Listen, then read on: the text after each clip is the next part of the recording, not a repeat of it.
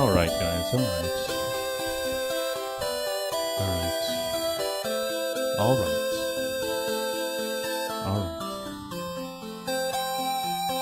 This is mostly just me telling me that it's alright. Here we go. Hold on. Hold.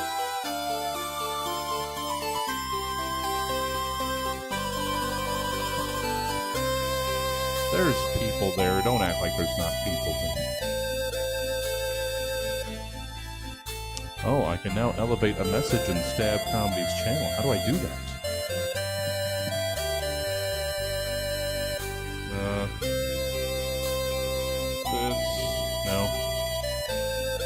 This is my elevated message. Kapauza. I don't think it works. I don't know how this works. No. I'm trying to do things. That's my problem.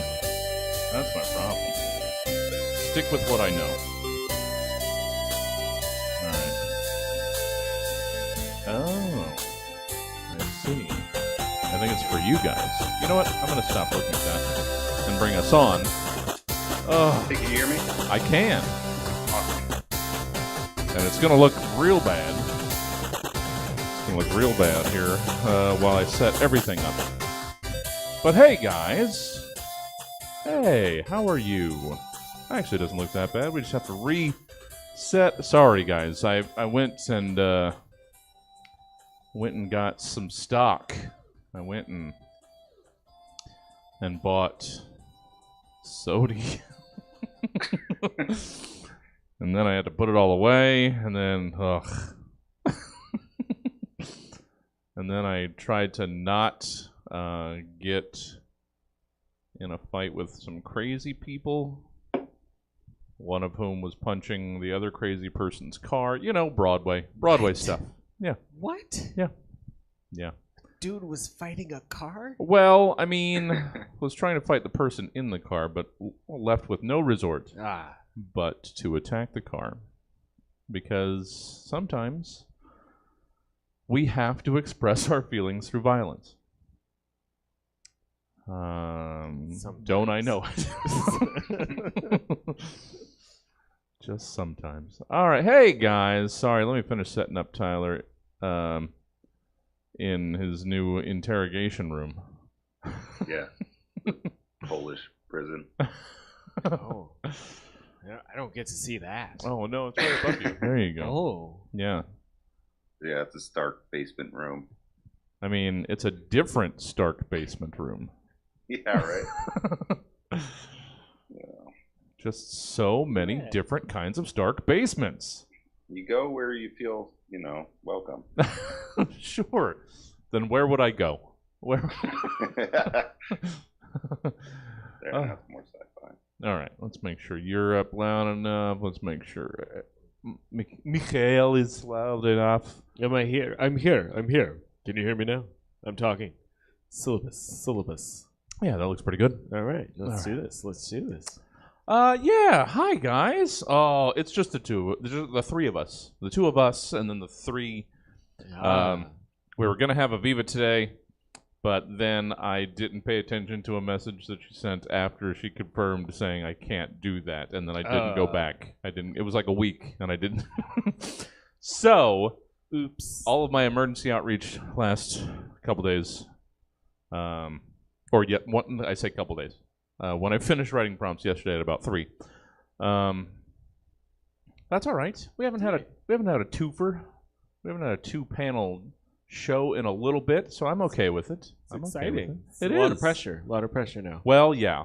I'm gonna try not to put that on you, but yeah. Okay. Aviva Siegel was supposed to hear. We're supposed to be here, and the people can feel the absence. We always enjoy Aviva, but she's hard to pin down sometimes.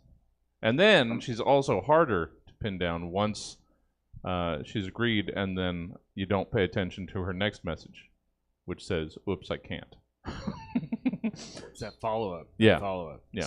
Always get you. So this one's more on me. I'll take that. I'll take it. When it's on you, you gotta accept it.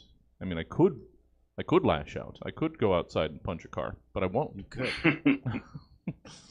But someone already did that today. Yeah. So what's the point? You know. Yeah. Just retreading. Hack at this point. Yeah.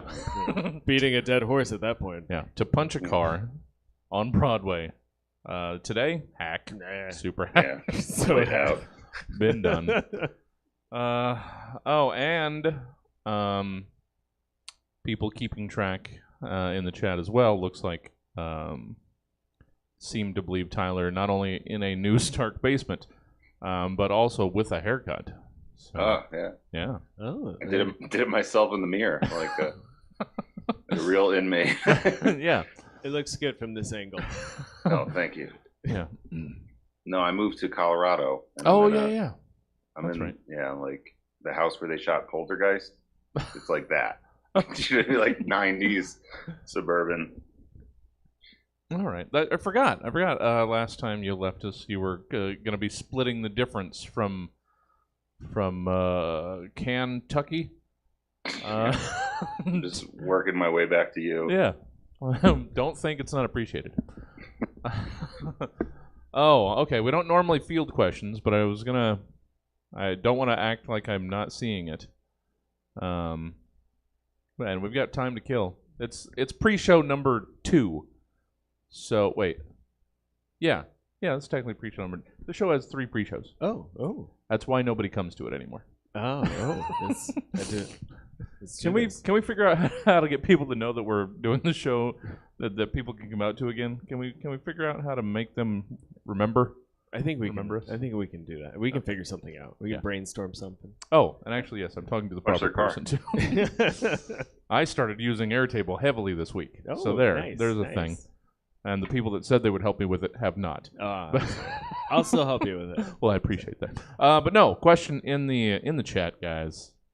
Hard hitting. This is the kind of hard hitting journalism people come to the Stab Show for. All right, let's do this. Question for the panel: favorite pizza toppings? Go. I think I've already covered this. I think I'm treating this seriously because there's 5 people in the online audience, and that's way more than are in front of me. So, all right, Mikhail. I'll say if we're going traditional pizzas, definitely mushrooms. Mushroom. I love mushrooms. Okay. So just like cheese, mushroom, cheese and mushroom. That's it. and that's like And like sauce. Well, that's and sure. sauce. Well, You know, nobody yeah, counts yeah, sauce. yeah. Cheese and mushroom. Wow. Okay. Okay. And Poor can be escorted from the chat as her favorite pizza topping is pineapple. That's can. I mean, you can't go wrong with supreme. Can a mod ban everything. themselves? But yeah. All right, Tyler, what do you got? I have opinions. I honestly do. I Okay. can't think, like, it's all good to me. You know what I mean? Like, Yeah. Yeah, it's more what I don't want. Mm. And then everything else is my favorite. Okay. You know? Right? Yeah, I feel like that people are more adamant about oh, you can't put that on a pizza. Mm. You know. No. There was I just used- that stand right there, the pineapple stand. I don't care that much. Yeah. Yeah, I lived across the street from a pizza place in Kentucky, and it was like they would do like wacky pizzas of the month. They'd do Oh, like okay. Chicago hot dog pizza. Ah. It'd be like oh, hot fun. dogs and pickles and All right. yeah. Some were, I mean, they're terrible, but they were like they were solid on everything else, and then it was like a goof to order Okay. Chicago dog slice.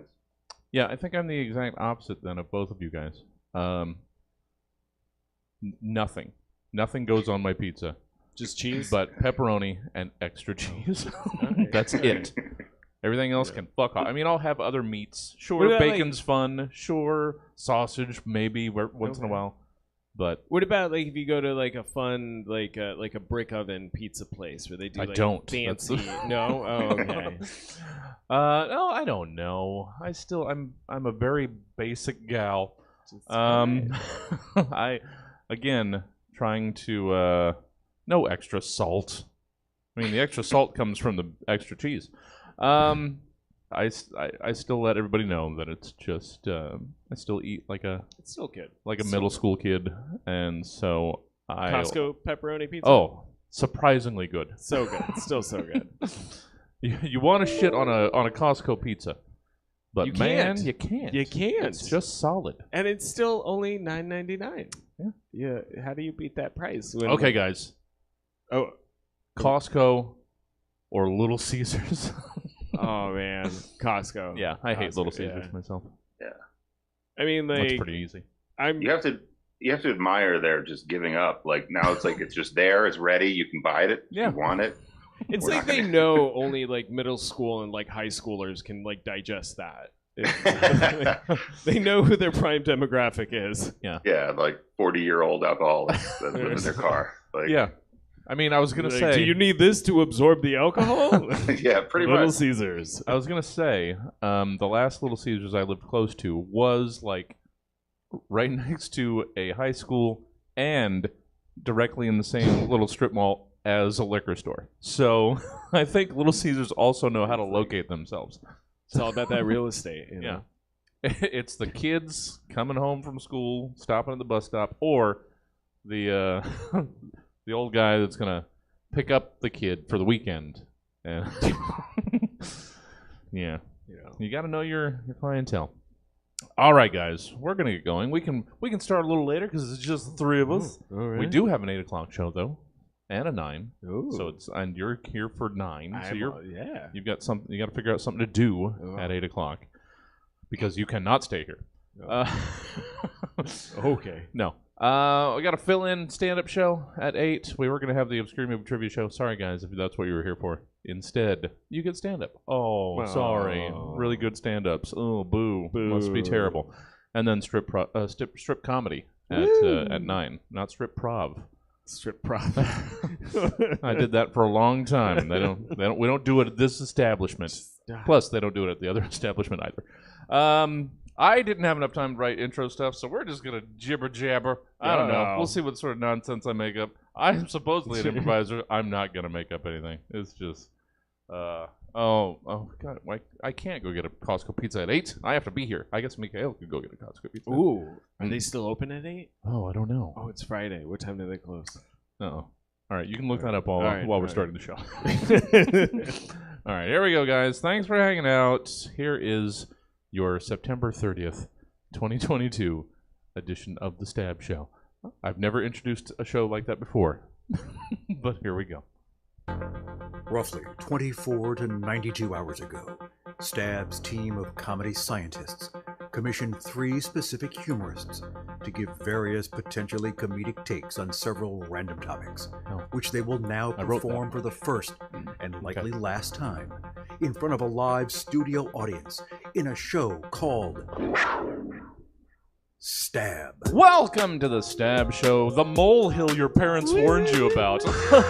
Let's introduce tonight's panel. Our first panelist once shot a man just outside Reno, and for very good reasons. He's a producer of imported comedy. It's Mikhail Chernyavsky. Woo! Thank you. Yeah. And our second panelist just wants you to tell the truth. That guy that was in here earlier, don't worry about him. He's the good cop. He's the favoriteest of Stab Show favorites. It's Tyler Kinney. Yeah, and I'm your host, Jesse Jones. Look for the Comic-Con exclusive extra sad variant figure. I wrote 2 things, and they were just terrible. I shouldn't have written them. Welcome to the Stab Show, guys, and your weekly reminder. You can catch the Stab Show another way that you don't already... You know what? Enough of that negative talk. Hey, we're still here. It's okay. It's good. You can catch Stab Show Saturday nights at 11 p.m. on Cuts, KUTZ 103.1. If you're in the very, very central downtown Sacramento area, or KUTZFM.org. We're streaming. We've got another way to listen to the show. It's nice. You should do it. Positivity. It's positive. We love you, Cuts. You're in syndication. Smooches. Yeah, You're in exactly. syndication. Right? Oh, yeah. We're Terrestrial. we're according to Jim. Oh, anytime I can get in here and shit on Jim Belushi. Let's let's meet tonight's truncated panel. Why does that have to be? Why couldn't I have just chosen? We just had two today. I chose. They were too strong. Couldn't have a third. I'm gonna find a positive place, and then I'm gonna go there for a while, and then I'm gonna come back, and then I'm gonna eat too much, and then not move around. Oh, I did that. I forgot. That's what happened. Should have like more go at the temple. Yeah. Yeah. Should have. No, I think I did okay. I just let myself go when I came back. Mikhail. I'm still trying. I'm trying not to make it to be cartoony. It's okay. That's the thing. Because if I try too hard, it just sounds like It's okay. I'm trying to get moose and squirrel. Good to see you again. Thank you. It's so good to be back. I mean, we'll be seeing more of you this evening for. Well, I mean, I put that. Gotta be careful how I phrase that. Seeing more of you this evening at Strip Comedy. We're hoping not.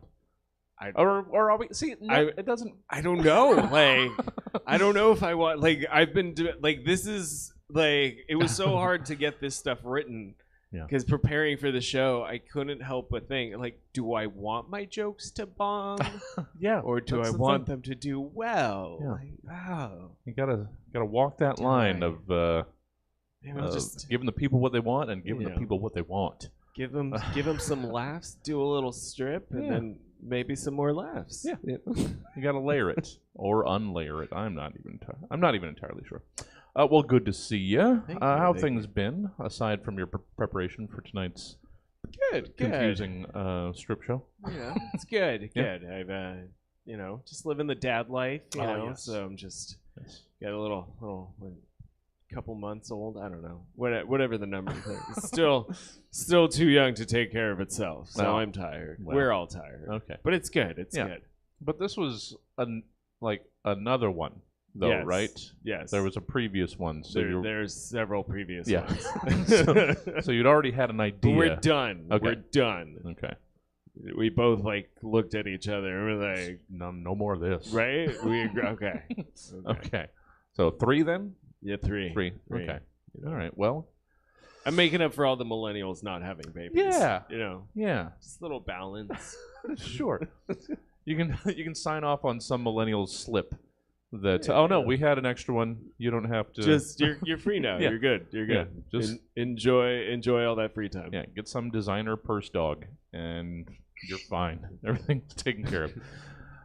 Well, good. Glad you're good. Glad the family's good, and good to see you. Thank you. What the hell? I gotta stop reading the chat. Barber from Penguin's hometown got arrested for on heavy drugs charges. Oh no! Now he's got to find someplace else to get his hair cut. And food court stops taking orders at 8:15, closes at 8:30. So if you're really hustled, you can get a Costco pizza. All right, way to go, audience. Can we get to the show now, guys? We're trying to give you. Brought to you by Costco Pizza. Yeah, Costco Pizza, pretty good. It's Costco not Little Caesars. Pizza. Costco Pizza. Thank you, Mikhail. Good to see you. Tyler. Hi there. Hey. I don't know if a solid 1,000 miles closer, but several hundred miles closer. Maybe. No, like 1,600. Oh, 16. Wow. I didn't realize Louisville and Colorado, wherever in Colorado, were that far apart. Yeah. Wow. It's a big old Beijing. It is. Shit, my headphone popped out. Well, good to see you in your new lemon yellow interrogation chamber. Yeah, lots of fluorescent. Oh, we lost you. You muted yourself somehow. I don't know. Oh. Are you there? There you go. Sorry. It was going so well. No, it wasn't. So let's restart. My headphone port is shitting the bed. Oh, no. Well, I'll try and be clear. Or have little that you need to respond to. Just stay out of your way. I'll just stay out of your way. I would say, aside from moving, how have things been? But moving has probably been a large part of the last several weeks since you've been around. Yeah, no, it's moving. So like every time you move, you're like, I'll just die here. Like that's fine. Yeah. Doesn't matter where you are. Yeah. No, it's good. I don't know. It's like I went from living within like 3 blocks in my little neighborhood in Kentucky to like now I can like drive 5 minutes and I'm in a canyon. Like it's been. All right. I wanted to dress like a cowboy tonight, and then I just lost the energy. I just thought it'd be funny to be like, well, I'm a Colorado man now, and I wear a hat. Gave it to you when you crossed the border. Yep. Here's your hat. But you know what? Maybe it's just me, and maybe this is another example of how I need to perk up. But just the idea of you can drive off into a canyon to just let it go. Just a good canyon scream. Oh man, I feel like that's what I need. I think that would be healthy. Good. It's good to hear. I went to a nuclear missile silo site yesterday. Okay. I was like, it's 20 minutes from my house. I could just drive and see what might have ended it all. Yeah. One direction, you got the silos. The other direction, a nice peaceful canyon. Or they might be in the same direction. Who knows? So much to see and discover in Colorado. Yeah, check it out. So we've got the tourism board for rural Colorado and Costco Pizza. We're moving units today. Hitting all the keywords. Yeah. All right. Well, let's say we finally get out of our own way. Pre-show 3 in the books. We're still in pre-show? Oh yeah, I know. Here, now the show begins.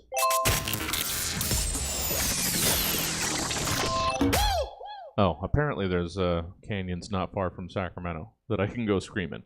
All right, thanks, Chet. You are nailing it today. Segment 1! It's reorganization. What did you think it would be? It's been this, except for like once, for several years now. We here at Stab do a lot of creative writing. We make funny out of weird, dumb, and ridiculous. It's what we do. And what we have been doing for, I shit you not, nearly 10 years. But, oh God, even finely tuned comedy writing professionals such as those gathered here today can sometimes have a hard time translating something that sounded funny to us to something that will read funny. That's a BOLTOP! Or better on lips than on paper. I found it. I was searching. I don't know. I've never heard it before, but there it is. And I searched again, and it was there in other places, not just the random. Okay. So good.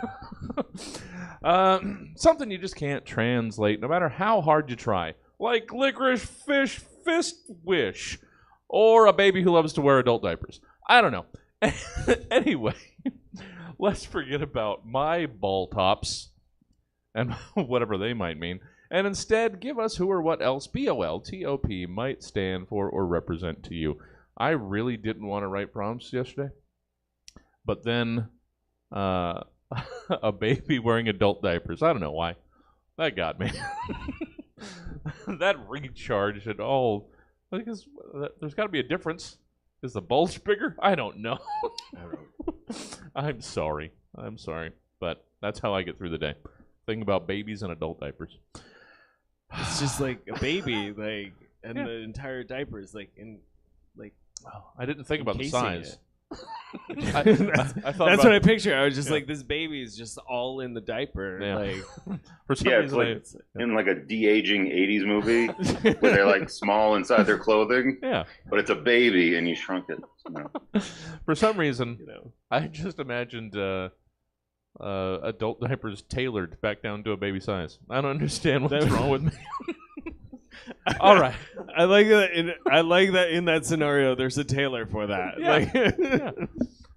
Or they just make them in smaller size. I don't know. Let's get out of my own way and get things started. Mikhail, let's hear your BOLTOP. All right. BOLTOP. I know you pronounce it BOLTOP. I'm more familiar with the pronunciation of bottle up.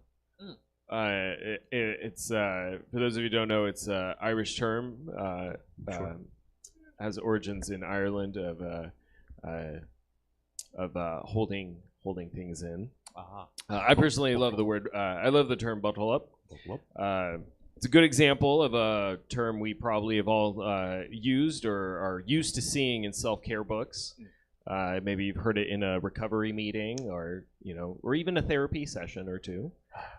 No shame in that. No shame in that. We all bottle up a lot.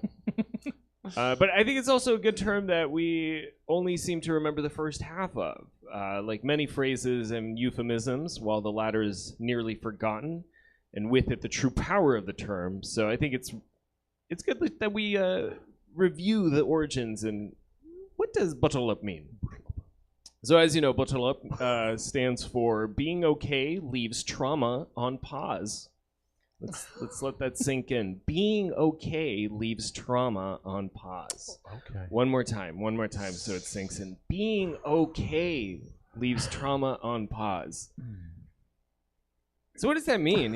While that does hold true, we just can't forget about the other side of that coin, or the bottle bottom, as I like to call it.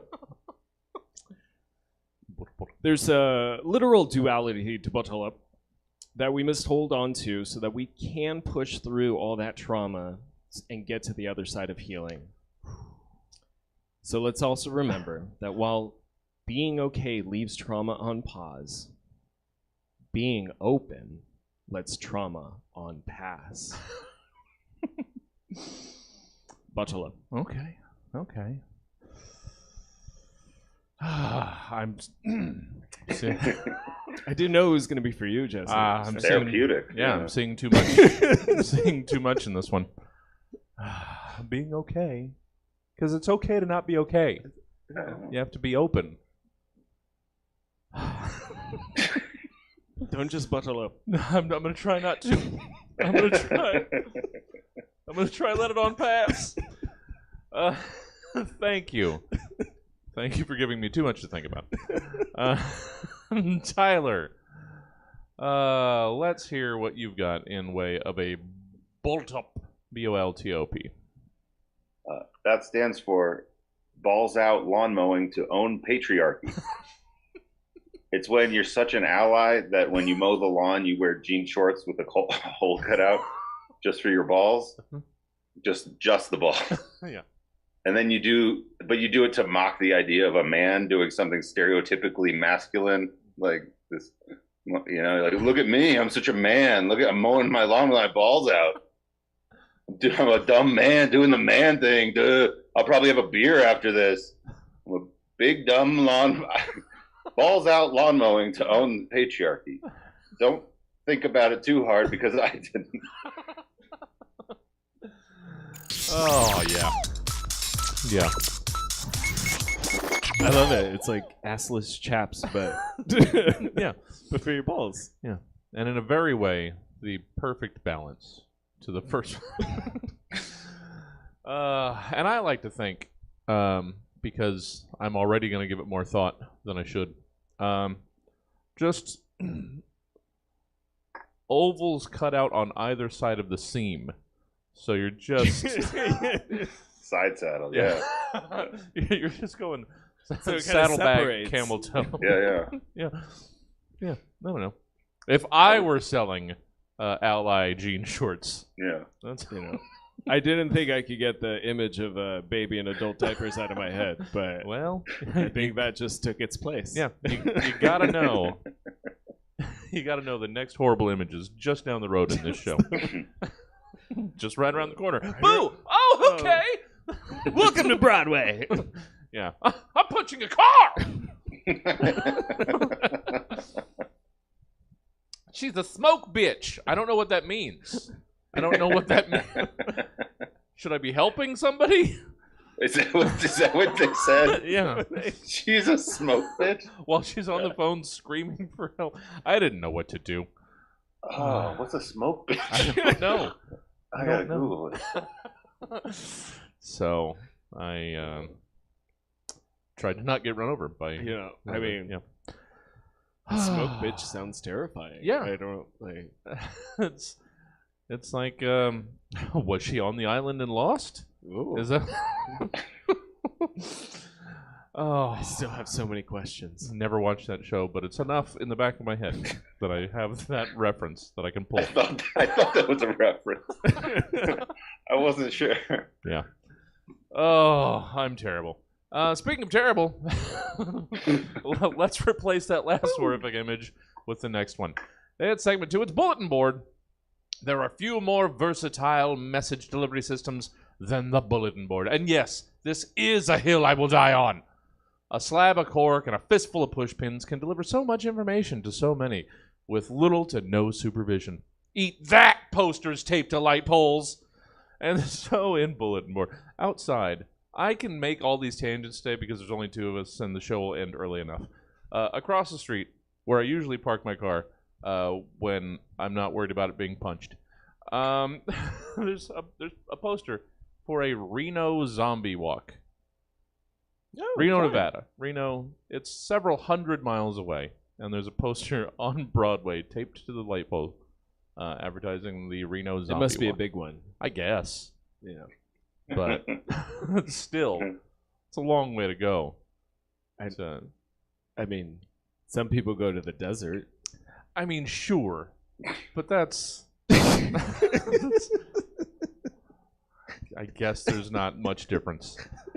I'll pass the zombie walk when I go to my next dumb trip. So, I don't know. That was just me sticking it to the light poles. There we go. And So the point is that the light posts are not advertising local, like a bulletin board. Yeah. Okay. Yeah. I don't know respect why that. we're... I respect that. I don't know. Sell out light poles. All right. This is where the edit goes.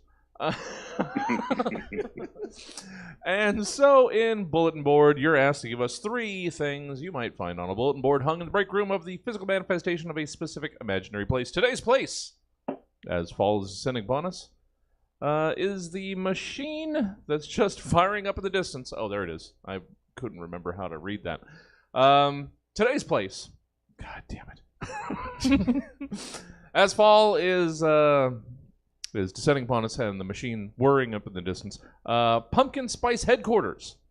So, if the idea of pumpkin spice, like rented office space and had a break room in said space, whatever might be hung on the bulletin board in said break room. Does it get more confusing? Not than bulletin board, usually. Mikhail, first item on the break room bulletin board of pumpkin spice headquarters. Well, of course, it's the big holiday announcement for this year's Halloween party. Okay. Sign up for this year's Halloween costume competition. This year's theme of Dune was selected by the IT department for their love of pumpkin spice. For costume inspiration, check out last year's entrants and their photos below with the Narcos-themed outfits. Please remember to allow alcohol at this year's Halloween party. No spouses are invited or permitted to attend. Nice. You got a trade-off? You want one? One or the other. You want to bring spouses or significant others, or do you want a good booze? time? Yeah. Yeah. Or do you want to actually enjoy this? All right. Thank you. The spice, of course. Tyler, item 1 on Pumpkin Spice Headquarters Break Room Bulletin Board. It's a flyer for the Industrial Chemical Burn Survivors and Oversized Knit Sweater Snuggle Puddle Support Group. That's all. Don't need any more. It might build. I don't know. It might. It might. Let it breathe. Thank you. All the lovers of the spice. Just getting their fill here for the next minute or two. Mikhail, your second item on the Pumpkin Spice Headquarters Break Room Bulletin Board. New merchandise announcement, a flyer showing off the winning design from the HR team. It's going to be featured on the Pumpkin Spice online store. Oh. Yeah, very excited. This year's design features a stereotypical mustachioed Siciliano man, with the phrase, "That's as spicy a pumpkin," embroidered on a cardigan sweater. Ooh. All right. Proceeds will partially go to the inclusion and sensitivity training in November. That's good. That's good. That's a spice. They went with embroidery too. That's not cheap. I thought we were just gonna have just some like silkscreen at best, but embroidered. That's a spicy pumpkin. Stupid. I'm sorry. I apologize for that one. It is, and I'm surprised that I mean, it's probably out there. Some novelty shirt sites. I'm sure that's a spicy meat, but pumpkin. I have to make sure that I'm not accidentally playing something. Okay. You should sell that on the Stab store. Yeah, that's our next merchandise. Do it. Has nothing to do with just maybe put a logo on the back. I don't know. Spicy pumpkin. That's a spicy pumpkin. But it's October tomorrow. We're missing it. We're missing the opportunity next year. Tyler, item 2 of yours for Pumpkin Spice Break Room Bulletin Board that's sure to build. It's a flyer for the Industrial Forklift Limb Crushing and Herbal Tea in a Sun-Kissed Breakfast Nook support group.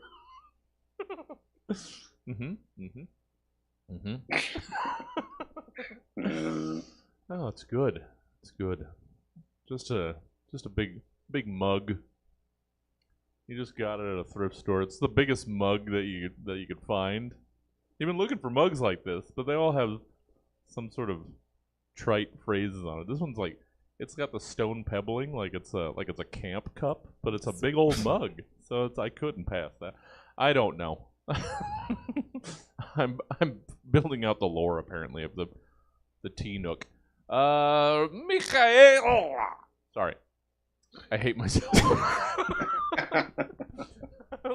Let's wrap up your end of bulletin board with your third Pumpkin Spice headquarters item. It's a printed out email from the health and safety team of a meme of what is that? Sorry, I just had to make sure. It is the CEO. It's a picture of the CEO snorting pumpkin spice with a caption, "We all get stressed this time of year." That's good. He's a fun CEO. Wacky guy. He understands. He gets it. That everybody needs drugs to get through their day-to-day lives. He gets it. Just the crushing reality of it all. All right, Tyler, let's wrap up Pumpkin Spice HQ Bulletin Board with your third of 3. It's a flyer for the Industrial Solvent Lung Scar and Wrinkly Puppy Leaf Pile Antics support group.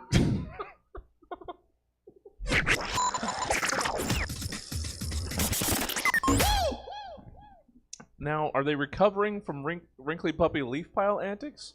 Or are they using Wrinkly Puppy Leaf Pile Antics to help recover from... At some point, this just became kind of, like obscure. It's an industrial accident and then a fall time stereotype. Sure. Yeah, I ran out of ideas. This was entirely fair. Who knew more of a pumpkin spice format. was hurting so many people? Yeah. All the steps that go into bringing that spice to you. Yeah. You don't think about the people hurt along the way. I was trying to work the word degloving into the. You know what that is?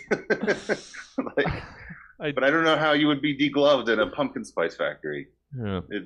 Yeah. I don't, but my imagination is scaring me right now. Yeah.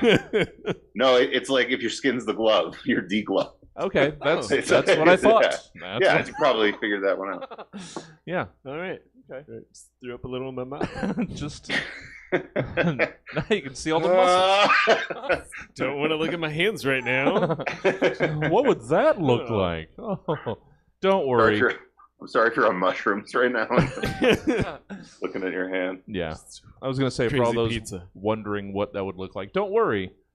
Your mind will put that together tonight while you're sleeping. I don't want to. Yeah. Sorry. Segment 3, closing arguments. All right. Also, this is where I start to think that I need to go back through other shows that we only wound up doing 2 guests and see if I've not gone back and scooped up the prompts that we missed. Because I know there's always some good ones in there. And one would think that maybe I haven't just reused from the shows where somebody had to drop. So I need to. That's a project for me for this weekend. I'm going to go back through all the 2 shows. Check the comments. Maybe someone has an answer for you. They might. They might. Too many people have access to my archives now. Closing arguments, guys. Segment 3. Closing. I'm going to stop. Court cases aren't so much about proving innocence or guilt anymore, as it is about just winning the case. Principles and ethics be damned! Your job is to get your client back out on the streets by any flim-flammery necessary. In closing arguments, you are just the kind of cutthroat defense attorney who is here to win at all costs. And your job... Sorry, burped. Thinking about begloving. And your job is to convince the jury that your client might not be as bad as they might seem to be. So, let's change some minds, counselor. Set this terrible client of yours free. Okay. Guys, just so you know, you're missing the defense of socks and sandals. It's been on the list for a while. Oh, that would have been a good one. Yeah, well, you'll get it back another time. I don't want to lose this. That's why I thought I need to go back and recollect these. Skim them back off. But let's get started with Mikhail. Yes, this has also been... I've collected a list of... Like when I go out and write prompts... This is an interesting one. Yeah. Sometimes I write too many. And it's just, no, this isn't the one for this show. And I put it in a file. And then I'm trying to bring some of them out. So you get one of those. All right. Mikhail, let's hear your defense of toilet water ass splash. So much of the time, we're in pain. We say, please, God, let this pass. We become tired of pushing. After some time, it feels like we could die. We start thinking of ourselves as victims. But after all, we did this to ourselves by not drinking enough water. We've all been there, dehydrated and trying to poo. We grow weak and doubt ourselves. Doubt our sphincter's ability to get rid of this hard shit. Maybe you've cried out, "This is a sham! This won't fit out of my butthole. I was a fool for having believed I could have a dehydrated bowel movement." But then, sudden relief as that turd shoots to the water below. You've given a split second of relief before that moment is taken away, ruined by a splash of water. Why? Why, I ask you? Why is this natural bidet so repulsive to you? Your sandpaper ass is bleeding and you would deny it moisture? Nay, I say! Science tells us our own toxins cannot hurt us. So what's the harm in getting a little wet-ass butthole, Cardi B? Let's take the shock out of the splash, shall we? Let's remember, in 1622, French physicist Jean de la Maison du Caca theorized and later demonstrated with the Alpine chamois that the velocity and speed at which dry fecal matter is projected out of the rectum, an equal reaction of water force would respond to cool the ring of the anus. Now, after many tests, we have found that this is true regardless of the medium defecated into, as was presented in Exhibit 8-01. So since before the invention of the modern bidet, our bodies have been using the natural laws of science to protect our dry buttholes by shooting it with water. Now, we aren't here to pass judgment on bidets, which do shoot water at your butt. We are here to clear the judgmental stink of water naturally shooting up our assholes. Okay. If the bidet could say anything, it would be that your butthole is thirsty for some water. So why can't we let our bodies do the work? Don't let some capitalist sell you on another device or thing when your body has already got your back, baby. In the country that I'm from, we say, shit as if you drank water, and water will be given to your shit. So I say to you today, the distinguished members of this jury, you are the law, you the common people, not some wig-wearing patriots prancing about as lawyers. Send a message. Send a message to Lady Justice that we don't need no bidets. Our butts are doing the job just fine. Beat off the desire to keep the status quo and wash away the stigma of a little poo-poo splash. Thank you. Well, all right. All right. All right. Mind changed. The scientific references and really, I mean, It's all true. Don't fact check. no, everything's no need. He's already done the work for you. Done the work. I mean, that water is. I mean, there's probably some scientific. It's the splash. It's not connected in any. I don't know. You know what? I feel bad for calling it bad. No, I'm part of the problem. I didn't think about. I put too much thought into Yeah. it. Well, I think that's part of the thing. I didn't think about, and you very thought. What made that extra funny was thinking about, like, this goes on the radio now. Like, somebody could be driving in their car and stumble and be like, what? Like, Oh my god, they just made my is this day. guy running for mayor?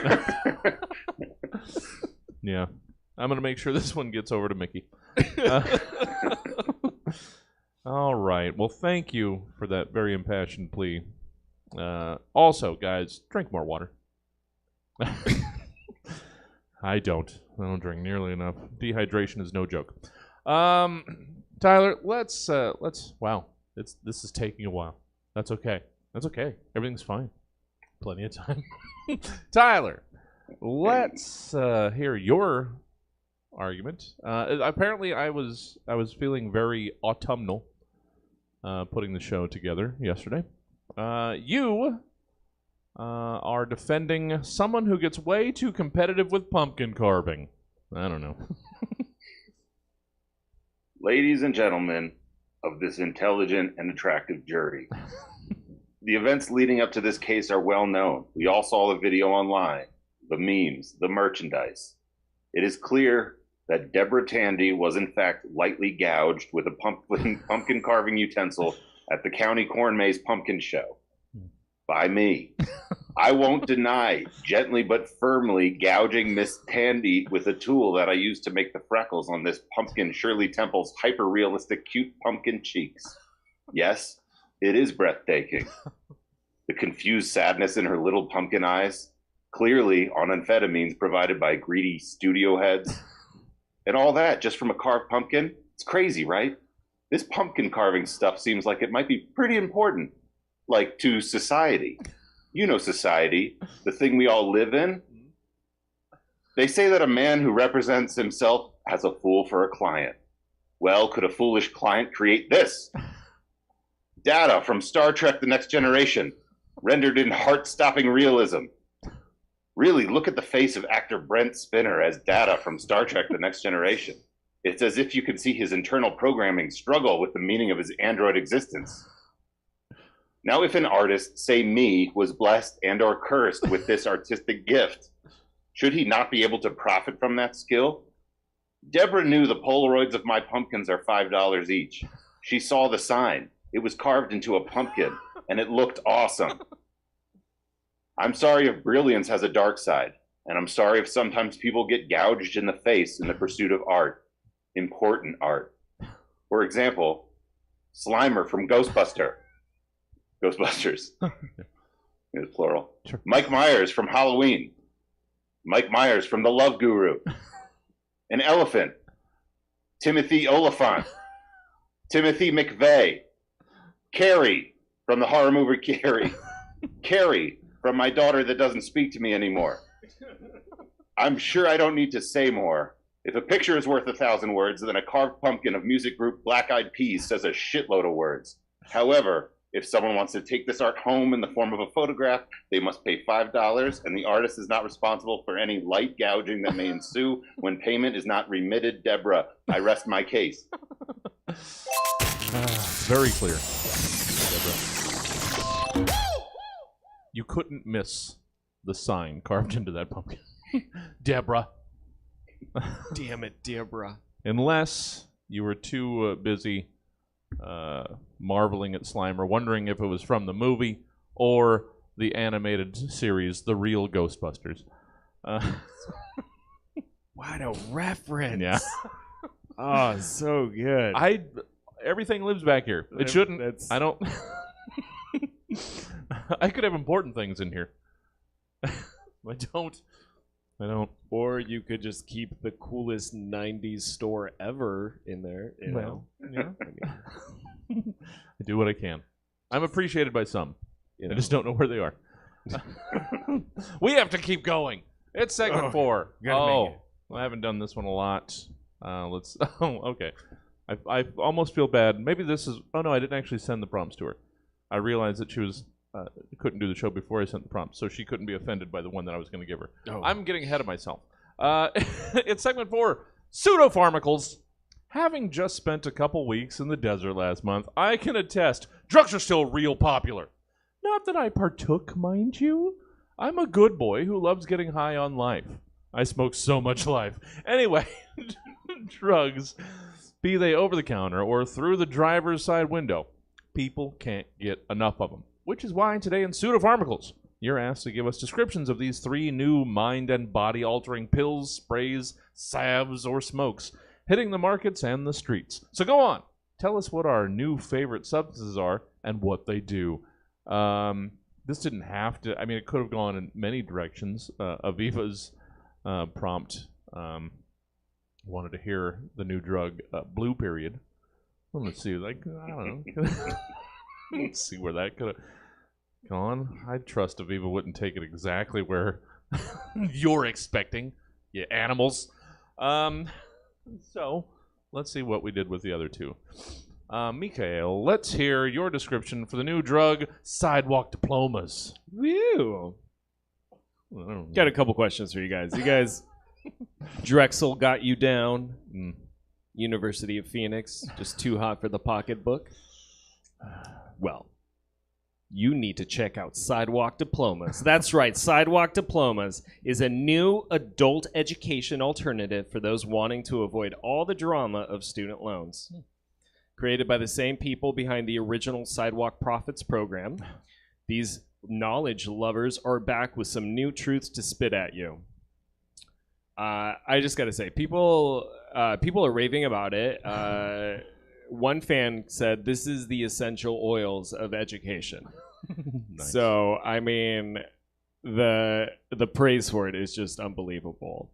I mean, just listen to this. If you want to become an influencer quick, or even a journalist, so you can podcast, you know, about Jeffrey Dahmer or the next one, then this accelerated path is for you. There's in-person and online classes, which is awesome. Who doesn't love that? They're at your own pace, taught by self-proclaimed experts. Awesome. Class sizes vary by street size, but they're ongoing throughout the day with no specific start or stop times, which is great. It's really flexible. Program really works to your schedule and your time. Let's not forget the extracurricular activities, such as showing up unannounced at liberal colleges or crowding densely populated downtown streets. So there's lots of fun to do. You got to mention Sidewalk Diplomas also offers specialized degrees in studies like Facebook journalism, multi-level marketing, earning karma on Reddit, as well as others. And then if you guys are interested, for more information, school representatives are available in all 50 U.S. states and can be found yelling at innocent bystanders in areas with major foot traffic. By the way, I am required to mention that Sidewalk Diplomas is a subsidiary of Trump University, which was created in partnership with ITTT Technical Institutes. But you don't have to worry about that last part. Check it out. It's great. It's great. Sounds good. I could use a little shake of Sidewalk Diplomas.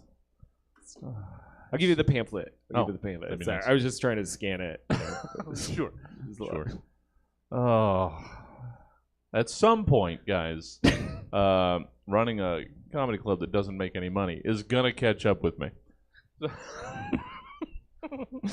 So, I'll buy a beer. That's okay. That wasn't meant. Thank you. Getting down on those sidey D's. Tyler, that means you wound up with the one that I have to do a real quick run up to see if I remember how I pronounced it. You get one of the TV commercial versions. Let's hear your description of Fraxiblomps. Don't you hate it when you can't wee-wee because there's too much doo-doo in your pee-pee? Ask your doctor if Fraxiblomps are right for you. Mm-hmm.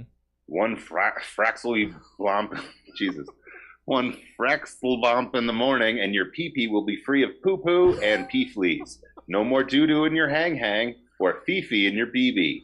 Finally, a once-a-day dissolvable tablet that keeps the shoo-shoo out of your ting-tang. Fraxiblomps. Yeah. That one was it's tightly packed. Like two stupid things. We met together. Yeah. And I don't know. I haven't been paying much attention, but I think the title for the show so far, or for this episode, is Two Stupid Things. Oh, all right. And to think I was worried. No! We're here in a wonderful amount of time. It's segment 5, guys. I know. Settle down, live studio audience that used to exist. I don't know what happened to them. Segment 5, location. Small business ownership is booming. So much so that we're rolling out new locations in back-to-back episodes. Sorry. Oh, wait. I think I have an explanation in the next sentence, if I would just get out of my own way. And not at all, because everyone in this panel had done almost all the other segments, segment 5 prompts in their last couple appearances. That's what I was going to say, and it turns out I already wrote it. Sometimes you just have to do it again. It's like you saw into the future. Almost. Or like I remembered what I wrote in the past. Yeah. In location. You're a small business owner starting a business in a location that might not be ideal for said business. And it's up to you to try and convince us, the consumer, why we should still be buying your goods and services anyway. I'll put that one from Aviva right back on the list. That one's been sitting there for a while. Sip and paint events for colorblind recovering alcoholics. We were going to get that one, but not today. One day. Next time. Instead, let's get started. Mikhail. You sell wax lips not in October. I do. I meant to reword that, but I completely forgot to. That's so okay. You just got but I You do. got the gist of it. I was so excited because I was like, how did he know? And it's funny because people are always asking me why wax lips, and I say, look at your skin. Are you white? Yeah. Now look in the mirror. Are you British? Yeah. Well, you might need some lips. I hate to break it to you. That's fair. But let's be fair. There are many reasons for thin lips. Mm-hmm. They can be a sign of aging, long-term sun exposure, even a result of smoking, or more commonly known, it's a lack of genetic diversity. But anyway, lots of different reasons. This is why you can now find my brand new line of wonderful wax lips in English pubs across this country. It's a common misconception that wax lips are just for fun on All Hallows Eve. There are white people all over the world that live without lips year-round. Yeah. They wait all year just to have lips for one day, but not anymore with wax upper lips. Give people something to talk about as you stop traffic with thick, luscious, bright red lips. In the warmer months, the wax actually melts slightly onto your skin, creating a more natural look that also allows you to drink through a straw. Wax upper lips are available in one shape and size that is made to fit all persons lacking lips. Also great for those that don't care to constantly reapply lipstick throughout the night. Sure. So what are you waiting for? Pucker up and find a new sense of security as you show off your food-grade paraffin wax molded smile. Oh, see? You found a way. Found a way for that dumb fucking thing to make a modicum of sense. Good for you. Good for you. Why do I do this to people? What? I mean, yeah. It's an icon. Yeah. Oh, yeah. I haven't seen them in a good long while, but I'm sure they still exist. Actually, I'm not. I'm not sure they still exist. They may still exist. A Spirit Halloween store popped up right around the corner from me, as they do. So I'll go in and check, see if I can get some wax lips. Not in October. Yeah. Oh, wait, I gotta go today. Oh, shit. Pop into the taffy store. Oh, they're still in the town. Well, all right. Oh, thank you, sir. Thank you. Good to have you. Good to see you. I'll be seeing you again in about an hour. But until then, how can people enjoy more Mikhail in their lives? You guys can follow me at Ukrainian Comedian. That's I'm mostly on the Instagrams, but you can find me on the Facebooks too. For sure. All right. Well, that's easy. Yeah. That's very simple. Go give a follow. Why don't you? You freeloaders. I'm sorry. You don't have to. You don't came out. I don't have to give that. Please, you deserve I don't that. have a lot. Who does? Thank you. Thank you so much. Tyler, I don't suppose moving to Colorado has given you any more interest in people finding you? Not so much. So, yeah. Yeah, no, I'm here. All right. Hey, everyone. Well, you guys can still... I think they still exist on the SoundCloud page. Oh yeah, you can hear songs I recorded in my iPhone when I was drunk in a very long winter in my shed. Yeah, not a mess on SoundCloud. Check it out. You will enjoy. Tyler, let's wrap up this episode so I can see if anybody's going to show up for the 8 o'clock show. Yes. You manage a marketing firm that's trying to improve the image of natural disasters. All right. Sorry. It's all right. These days, people are binge watching lots of streaming shows, right? This guy knows what I mean. 16 hours of this thing, flip to 16 hours of this other thing. And this guy is demanding new content every other day and twice on Sunday. Why should the out of doors be any different? Tired of the town you live in? Well, now it's new again. So it's just all jumbled up. There's boats in the graveyard, and there's bodies in the boatyard. The Waffle House is a FEMA trailer. Exciting stuff. Like a Netflix show, right? Didn't see that coming. Ooh, what's going to happen next? Kids these days on TikTok appreciate randomness. Tired of this thing? Swipe to the next. Tired of the coastline being way over there? Well, now it's in your goddamn living room. Imagine the likes you'll get when you do a silly dance in your personal first floor beach. And what's cool? Sharks and lifted pickup trucks are cool. Boom, now there's a shark in your lifted pickup truck. Tired of the flooding? Just hang tight while the tornado relocates the water to the next town over. No spoilers. Natural disasters are like the Roku TV, but for reality. And if people are going to line up and pay for the privilege, I'm not going to deny them that. Don't think about it too hard, ladies and gentlemen, because I didn't. Oh, should have thought that maybe there is such a thing as too soon.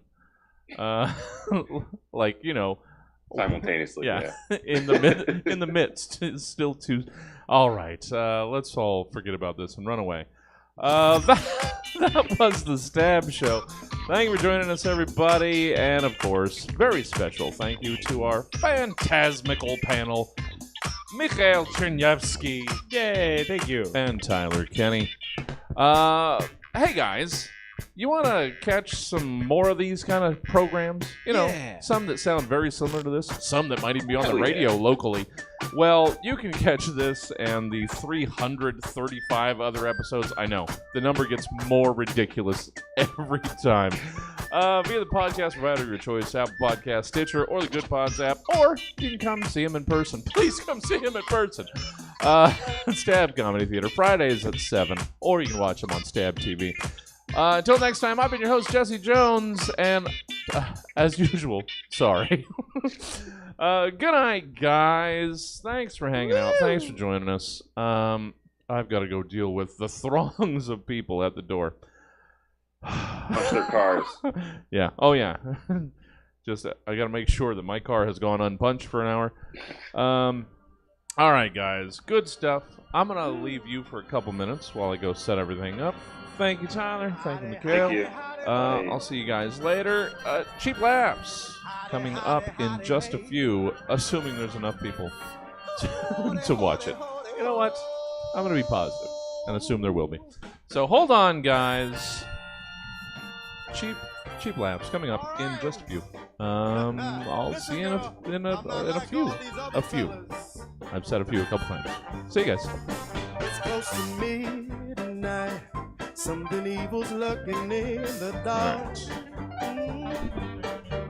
Under the moonlight, you see a sight that almost stops your heart. You try to scream, oh, but terror takes a sound before you make it. Yeah, you start to freeze as horror looks you right between your eyes. You're paralyzed, 'cause this is thriller night, and no one's gonna save you from the beast about to strike. You know it's thriller night. You're fighting for your life inside a killer thriller tonight. Hey ladies,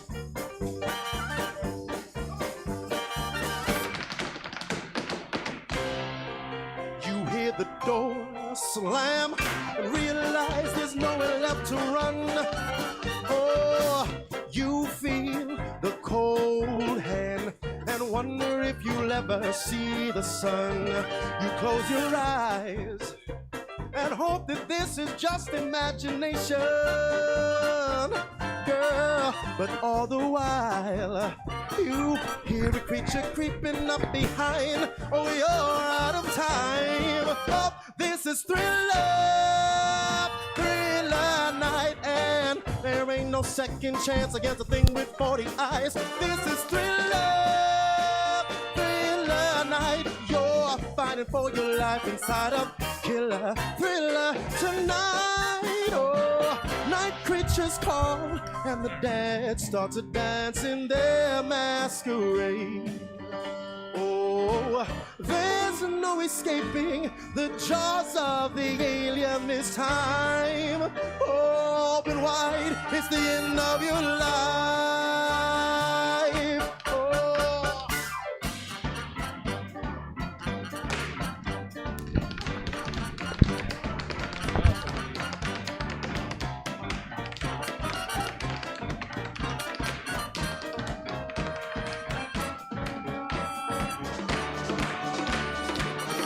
Oh. This is thriller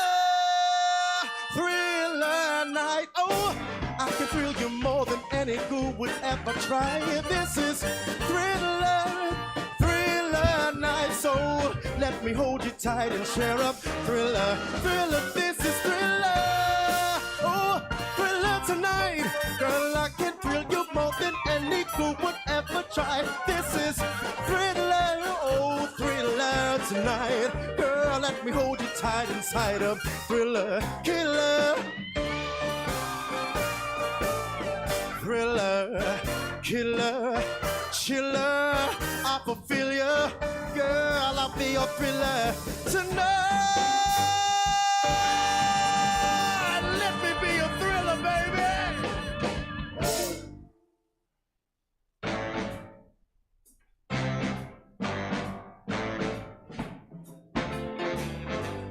Crazy, but that's how it goes. Millions of people living as foes. Maybe it's not too late to learn how to love and forget how to hate. Mental wounds not healing, life's a bitter shame. I'm going off the rails on a crazy train. I'm going off the rails on a crazy train.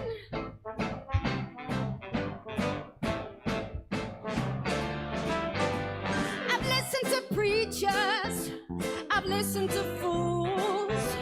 Hey. I watched all the dropouts who make their own rules. One person conditioned to rule and control. Hey, and the media sells it. Oh, and you play the role. Oh, mental wounds not healing. Life's a bitter shame. I'm going off the rails on a crazy train. I'm going off the rails on a crazy train.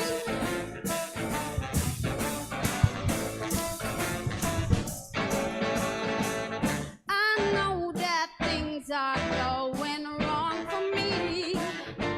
Well, you gotta listen to my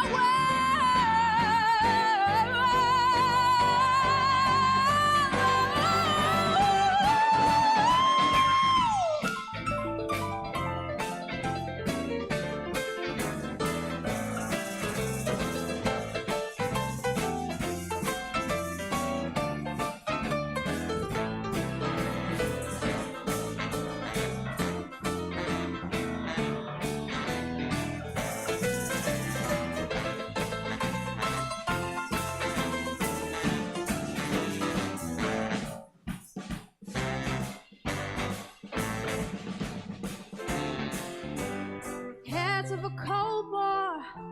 That's what we've become. Inherited trouble. I'm mentally numb. Oh, crazy. I just cannot bear. Hey, I'm living with something. Oh, that just isn't fair. Oh, mental wounds not healing. Who and what's to blame? Going off the rails on a crazy train. I'm going off the rails on a crazy train.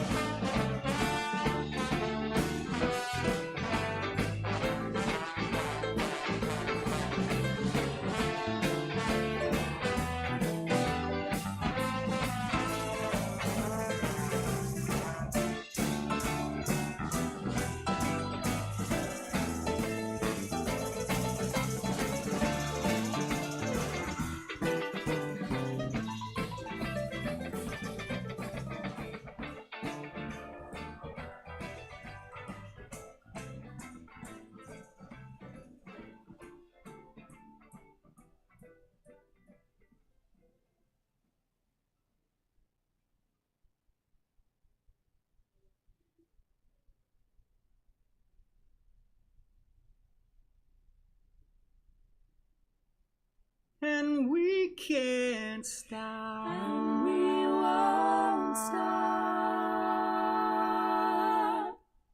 Ba-do-da-do-do. Red cups and sweaty bodies everywhere. Hands in the air like we don't care. 'Cause we came to have so much fun now. But somebody here might get some now. And if you ain't ready to go home, can I get a hell no? 'Cause we gonna go all night till we see satellite. Alright, so la-da-di-da-di. We like to party, dancing with Miley, doing whatever we want.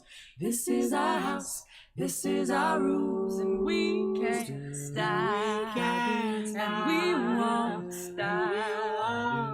Can you see it's we who own the night? Can you see it's we who bow the light?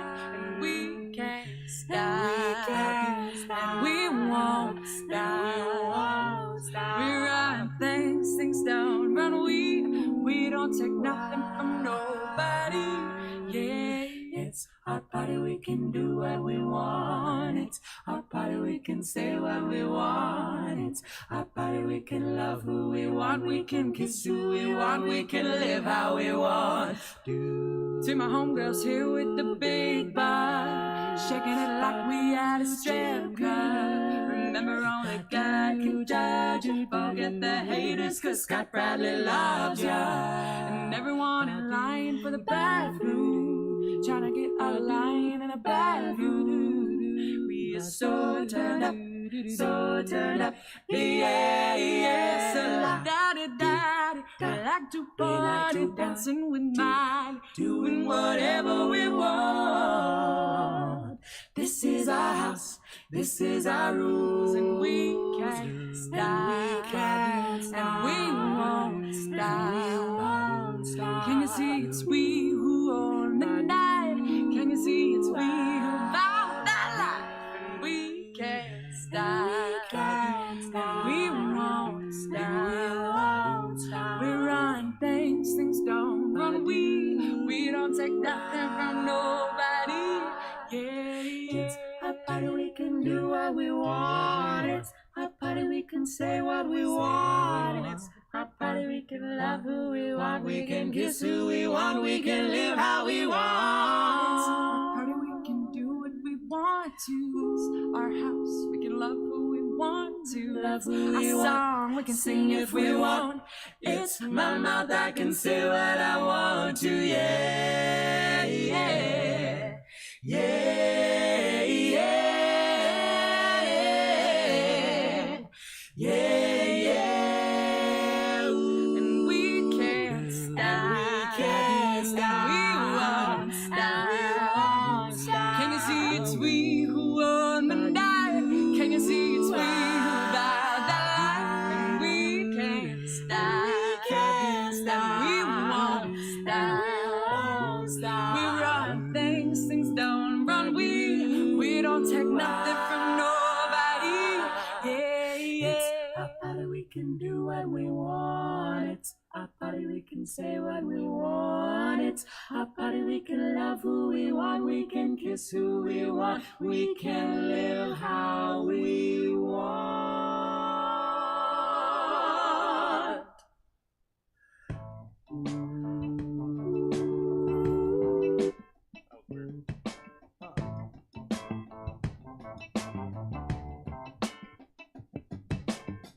Today is gonna be the day I'm gonna throw it back to you. By now, you should have somehow realized what you got to do. I don't believe that anybody feels the way I do about you now. About you now. Backbeat, the wood is on the street, that the fire in your heart is out. I'm sure you've heard it all before, but you never really had it down. I don't believe that anybody feels the way I do about you now. About you now. And all the roads we have to walk are winding, and all the lights that light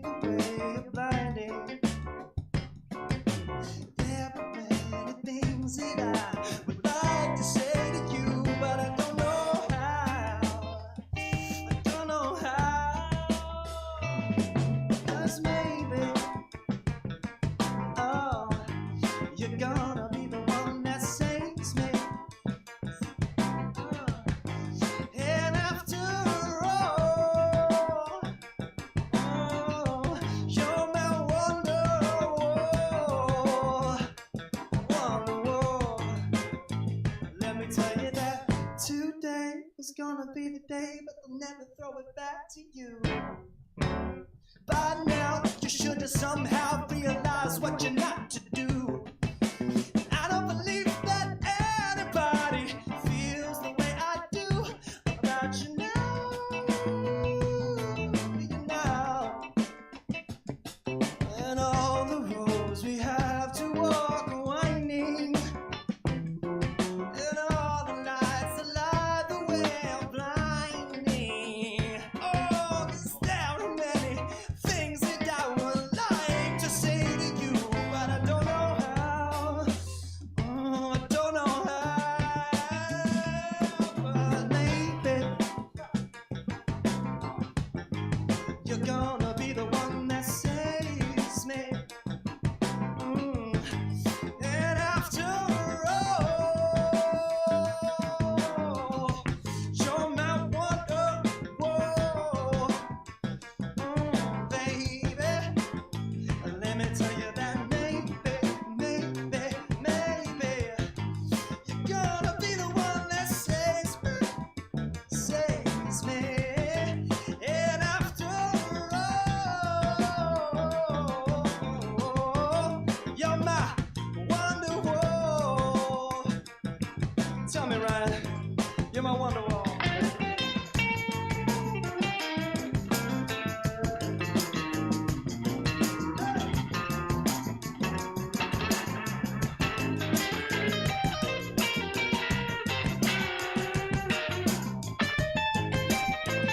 All right, you raucous packed house, you settle down. Hold on just one. Welcome. Oh, wait, the song changed. We can't go on a song. There we go.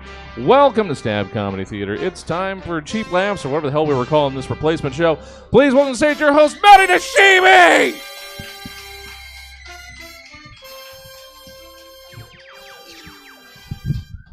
Jesse, are there like any shots on stream that show the audience? No. And is there anyone watching on the stream? Oh, yeah. Oh, great. Yeah. So this audience is packed, guys. Every single seat is full. If you're not here, you can't tell that I'm lying until I just said that. I'm Maddie. I don't know what he said what this show is called a little bit ago. I don't remember because it's not my show and I'm not supposed to be here. I just came up and took control. I'm gonna do jokes now.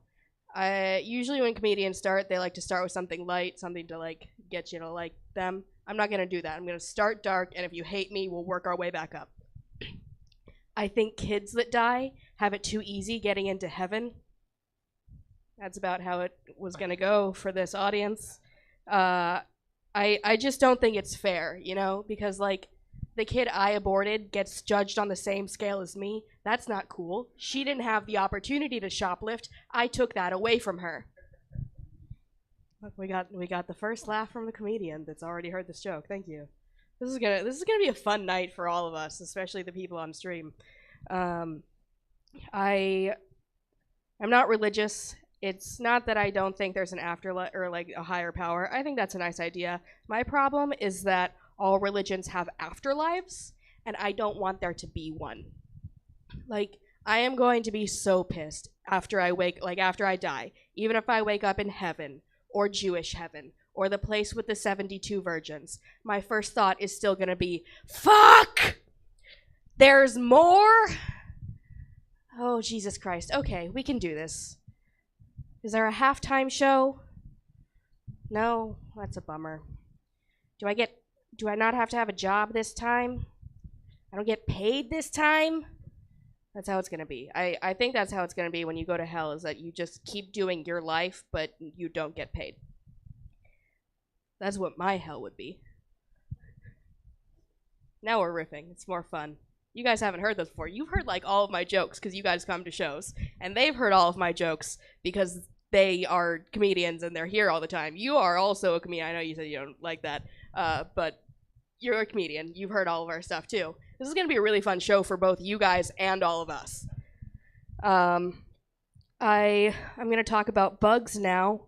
I'm really afraid of spiders. It's a big problem in my life because I live alone now, except for her. She's living with me now.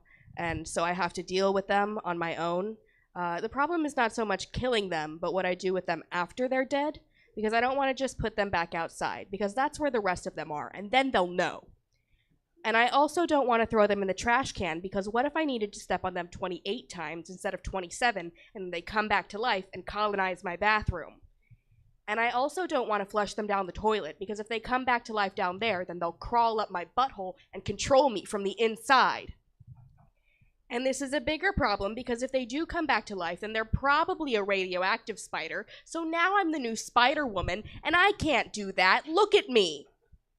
I am not meant to be a superhero. And you know, Uncle Ben is always talking about that great responsibility. That shit is not for me. My mom stopped making my dentist appointment 3 years ago, and I haven't been since. I started telling that joke a year ago, and I still have not gone to the dentist. I don't intend on making an appointment anytime soon. On the topic of bugs, I think that I was born the wrong species. I think I should have been born a cicada. Cicadas have the ideal existence. They get to sleep for 17 years, wake up, mate, scream for a month, and then die. And it's essentially what I'm doing now, but I get to sleep for so much less. And I have to live for so much longer. And I mate exactly the same amount.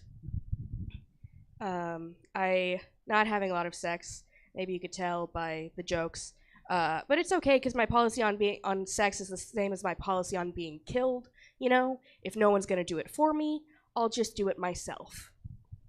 One time I told that joke in front of my parents. It was a lot funnier that time. I was lying about not having sex. I am, but move it. Everyone up here is just lying. I don't know if you guys know that about stand-up. We're all just constantly lying. We don't have girlfriends. None of it. None of it's true. So, lying, I am having sex. She knows I'm lying because she's been living with me for a week, and I haven't had sex in that week. But which way is the lie? Now you don't know. Okay, so having sex for this joke. I am bisexual, but I'm only gonna do jokes about sex with men. It's because I don't have any jokes about sex with women because it's actually good. It's just not as funny that way. Stop laughing. I know you're not laughing for a good reason. You're laughing at me, not with me. It's mean. I'm gonna do it to you when you're up here. So my jokes, sex with men jokes. I received a dick pic not that long ago, and usually when you get those, it's like, okay, because like I'm bisexual. Like I said, I've got nudes from women and men, and when you get nudes from women, it's great. They think about framing, they think about lighting, they put a cute filter on it, and when you get nudes from men, it's always just the dick, and he just took it out, took one picture, and was like, that's the one, send. This dick pic, though, it was different. Because this was a beautiful dick. This was a porn quality dick. And the problem was that the owner of this dick lived 4 hours away, which is a long way to go to potentially not have an orgasm. Because, like, you can have a porn quality dick, but not have porn quality skills. Yeah. One time I said that at a show, and there was, like, a girl with her boyfriend, and she was like, yes! And I was like, you just told on yourself. You told us that he has a nice dick, but you don't have orgasms. Anyway. Back to the joke. So you can have a porn quality dick, but you can't have porn quality skills. Like, you could give me a dick, but all I'm gonna do is piss my name into the snow. Okay, we're gonna wrap it up on this, the best set of my life. I took a pregnancy test not that long ago. Don't worry, it came back negative. I can keep pretending to have a career in comedy for the next 10 years, and as we can see, it's gonna be very successful. I told my mom that joke, and she was like, 10 years? That's how long we're doing this for? Okay. Whatever you say. I think after this, it's going to be like 5. But I took the pregnancy test, came back negative. It's not a surprise that it came back negative because I have an IUD. But I also have anxiety. So what I know about IUDs is that they cause you to have irregular periods, and they are 99% effective at stopping pregnancy. And I also know that I make guys wear condoms because I don't know if they can make me come or not, so I don't want them to completely enjoy it. And that's the end of my set. I like to end on a big laugh, like everyone does. Yeah, keep making that noise because your next comedian is Angel Castro.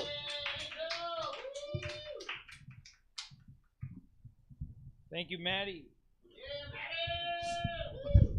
Isn't she awesome? Fighting the power, one orgasm denied at a time. Right. You guys are awesome. You guys get to have essentially a private comedy show for the price of what? I don't know how much they're charging. Or what are they charging out here? $10? Shit, you might have overpaid. That was for both shows. Oh. Jesse's like, hey, get it right. That was a value ticket.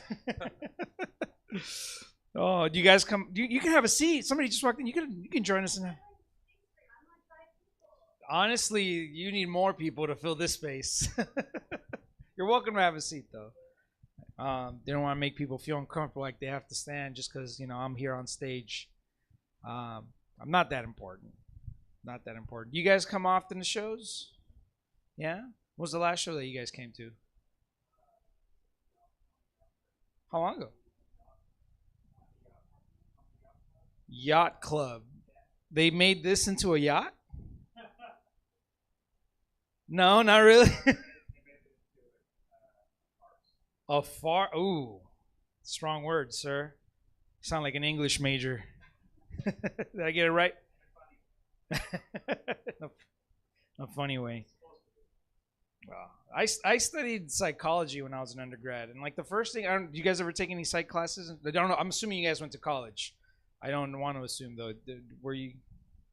No college? No psych classes. You took one psych class. Maybe this sounds familiar. Like I remember when they told us like the first psych class is like don't ever psychoanalyze yourself. But like that was the whole point of me majoring in psychology. It was just like to understand better how fucked up I am, I don't know if did you take that class thinking the exact same thing? No? What was your thought? Oh, you're like, fuck it, I just need to be here. Shoot, man. Yeah, no, I'm weird because, like, I don't know if you guys can tell, but I'm Mexican. Like, you raise your eyebrows. Not that believable, right? It's weird. It's weird. This is actually my summer coat, if you can believe it. Like, it only gets much lighter from there. But I am Mexican. I actually grew up a couple of years in Mexico. Spanish is my first language, believe it or not. I don't know if it's coming across that I have an accent or if I do or don't. But Spanish was my first language. I grew up out there, and then when I came here, I started learning English. I started speaking it all the time because once you learn the key to everybody's conversation, you don't stop using it. But the problem was that my mother was an immigrant, and she didn't speak any English. So the moment she started speaking to me in Spanish and I started responding in English, she's like, no, fuck that. She sent me back to Mexico. She's a tough mother, you guys. My mom's so tough. She made my dad do all the cooking and the cleaning while she sat on the couch scratching her balls. She's that kind of mother, And my dad's just a weird guy too. Like my dad, you touch his lap. Are you a dad? Oh, okay. I said weird dad. She was like, they're there. No, my dad's a weird guy. Like sometimes my dad made me feel like he couldn't do certain things. Like I remember being a little kid and like feeling like my dad couldn't do math, which is really strange. But the reason why I felt that way was because I remember being in elementary school and like struggling with a math sheet. I didn't know what to do. What do you normally do? You go up to your parents, right? I went up to my dad and I was like, Abba, can you take a look at this? I'm stuck. He grabbed that sheet and just stared at it for a while. And then he was just like, mijo, real men solve their own problems. Thanks, Dad. I didn't know math was a rite of passage. He's a weird dude. I don't watch sports because of him. Like normally dads, I don't know if you guys grew up with your fathers, but like from what I hear, dads are supposed to like teach their sons everything about being a man and like all the things that they're into, they translate to them. My dad never watched any sports. Like he was just never into sports, didn't watch them, didn't really play them. So I never got into sports, But then I was weirded out from it because like my dad's a Mexican immigrant from Mexico. Like you didn't even play soccer? Like what's up with that? I found out later from my grandma that when he came over here as a teenager, he always wanted to play tennis. Like there was a tennis courts by his high school, but he never got a chance to play, which I can just imagine my dad as an immigrant high schooler, just like coming out of school and all the kids being like, hey, come on, Sammy, let's go play. And then being like, yeah, you guys, just a second. And then turning around to the tennis courts and being like, one day, just one day. Never got that day. Still doesn't. Now he's getting old. He can't play tennis no more, you know? He's a cool guy, though. He's a nice person. My time in Mexico wasn't always safe, but it was always fun. And I know it's weird to understand, but like, because when I grew up in Mexico, we used to play games like the rope game, which is very strange, but let me explain. The rope game in Mexico when I was a kid is that we would grab a piece of rope or a rope, tie one end to a tree branch, and then on the slack of the rope, some kids would hang on, and on the other end of the rope, other kids would pull, causing the ones on the slack to just kind of jump up, right? That's how poor kids in Mexico have fun. And so we would always play this game, but this one time, the only kids from the neighborhood that were there were the chunky kids. Like myself, I was a little chunky monkey. And so we were the only ones there, and none of us wanted to hang on to the slack because we knew we weren't going to jump.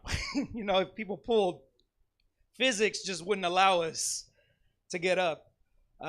So we were kind of just staring at each other, staring at the rope, and this kid named Neto from the neighborhood. Now, Neto, we were like about 11 years old. Neto was like 7. And he was a scrawny, just little kid. We never let him play, obviously because he was too little to play with the big kids. But this one day, he saw that only the fat kids were there.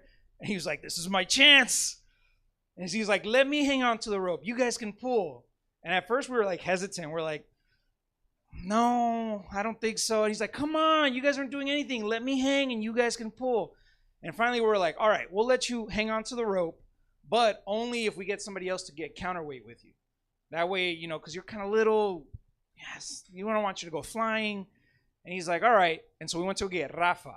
Now, Rafa from the neighborhood is that one kid that no one likes, right? But you always call on him when you need an extra person. So we hit up Rafa and we're like, hey, Rafa, we need you to hang on to the rope with Neto while the rest of us pull. You know the game. And he's like, all right, yeah, I could do that. So we have Rafa right behind Neto, and then both of them holding onto the rope. And you have 5 little fat, chunky Mexicans just excited to pull the rope because they've been waiting all day, you know? And so we count to 3. And on 3, all of us just pull with all our strength. And on 3, Rafa, let's go. Yeah, that's why no one likes Rafa. Sure enough, exactly as we predicted, Neto goes up.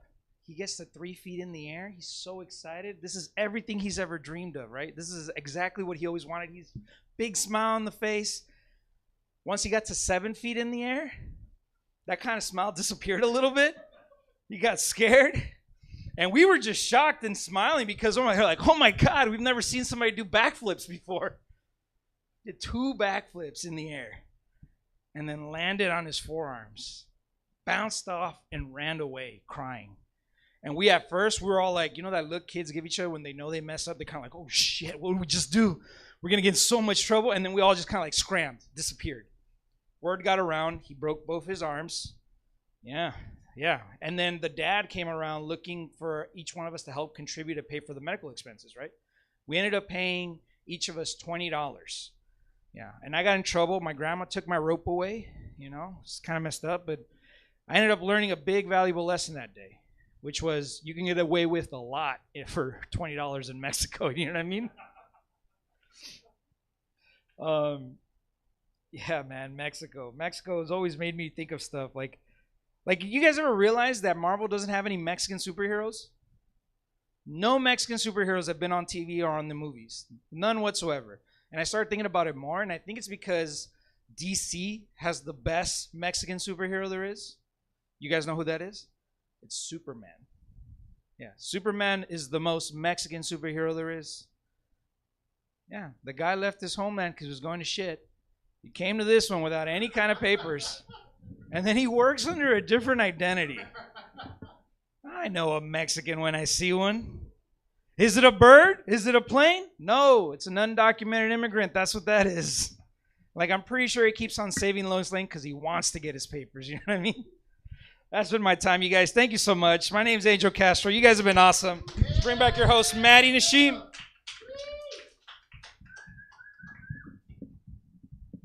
There's 2 Mexican superheroes now, man, in Marvel. There's 2. You're behind. The guy Falcon, Joaquin Torres, and America Chavez.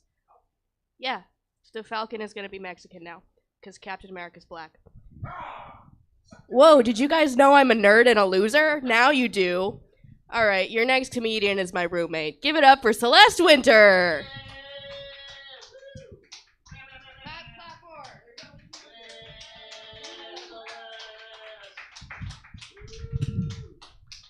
Hello, how we doing? We doing good? Doing good? Nobody's responding. It's okay. All right. Nobody gives a shit. It's okay. Okay, we're gonna do new stuff. I'm sorry. I apologize if it's bad, but you're kind of getting exclusive content when you think about it. So, okay, dope, sick. Okay, so I know what I look like. I look like Dora if she had an OnlyFans. It's resonating. Subscribe, by the way. Okay. What? Somebody stole it. Okay, we're gonna get through this. The only reason why I'm here is because I desperately wanted some attention today. Thank you. But I don't do everything for attention. Some things I do for money. This guy knows what I'm talking about, right? Prostitution. Give it up for prostitution. Okay, cool. We hate that. Okay, it's okay. I just moved back from New York City. You guys ever heard of it? It's like a small town on the East Coast. But I moved back not because it like chewed me up, spit me out. I just kind of like outgrew it. So, thank you. Everybody clap. Everybody clap. How about that? Yeah. Not everybody's clapping. Okay, it's okay. I was getting catcalled a lot in the Big Apple. Not to brag. This one time, this guy catcalled me while I was eating a slice of pizza. And he was like, "Damn, shawty, you looking fine as fuck." And it made me really uncomfortable. And it made me really scared.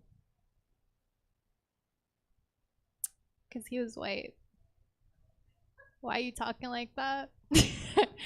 I know your name's fucking Josh or something. Okay, it's okay. We're moving on. I was fucking my local pizza boy in Brooklyn because one in Rome. Thank you. Hold your applause.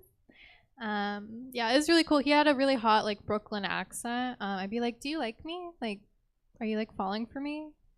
And he'd be like, "Not necessarily," which is like really hot. Okay, we hated that.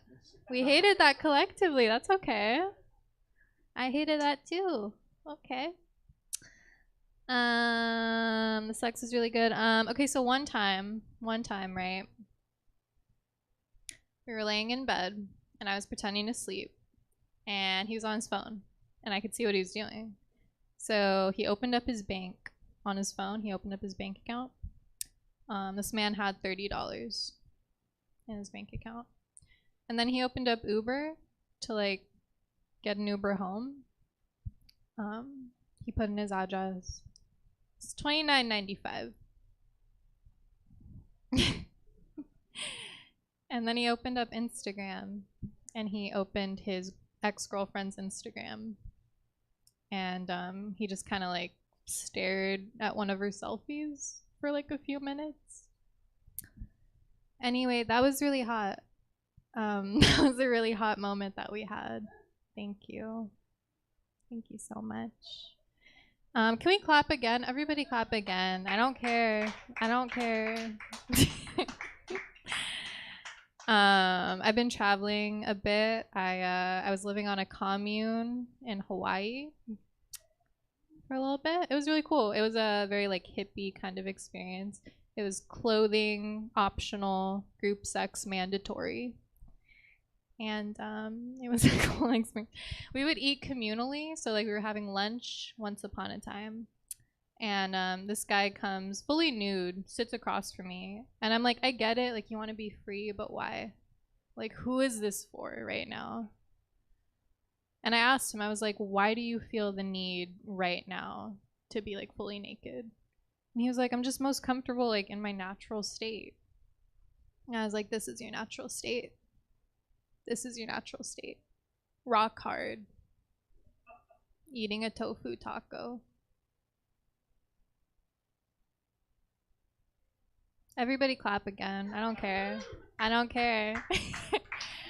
Thank you guys so much. That's been me. Thank you.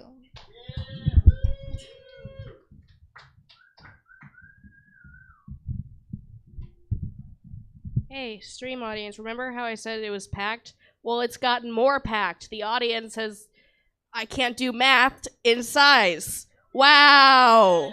All right. And we're going to keep the energy high now because we got a gigantic audience. And so everyone give it up for Testicle.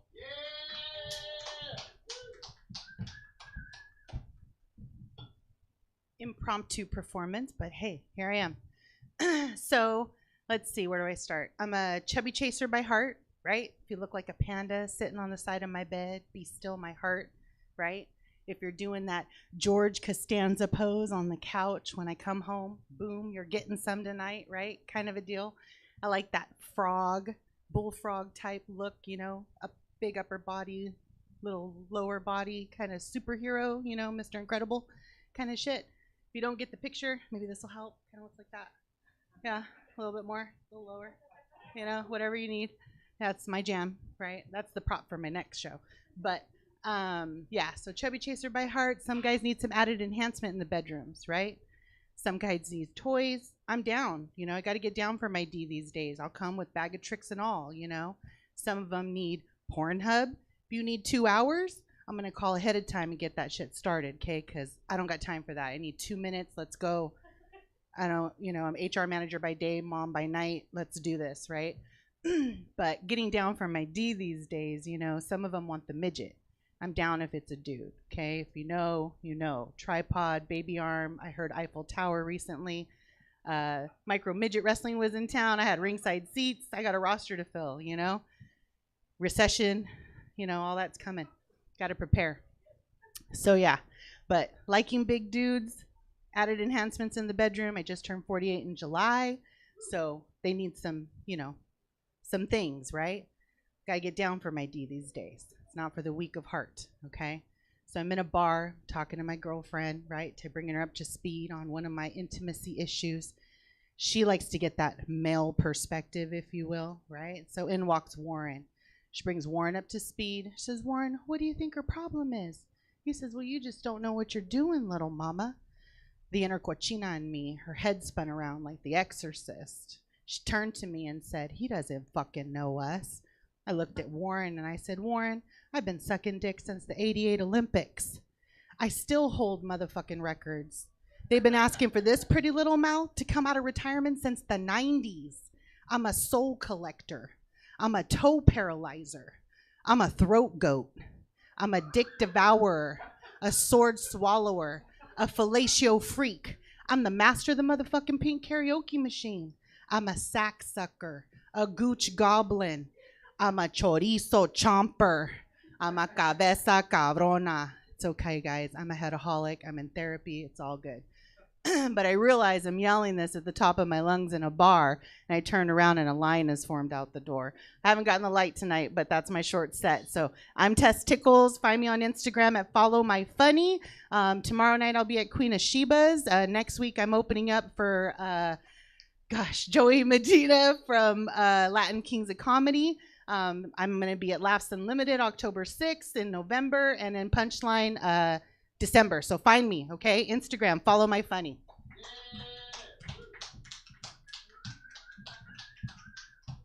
All right. I know the energy in here has been real low, and that's all your fault and not ours. But your next comedian is impossible to ignore in any scenario whatsoever. So you're going to have a rough time not having fun. Okay? So let's all pretend like we're having fun and clap right now for Ethan Albers. Oh, man. All right. Yeah, I love it when the crowd goes up clapping before I get here. Hell yeah. Good sign. What's going on? Good sign. All right. Fill-in show was not supposed to be on this show. Buddy, let me go ahead and crack that real quick, guys. Cheers.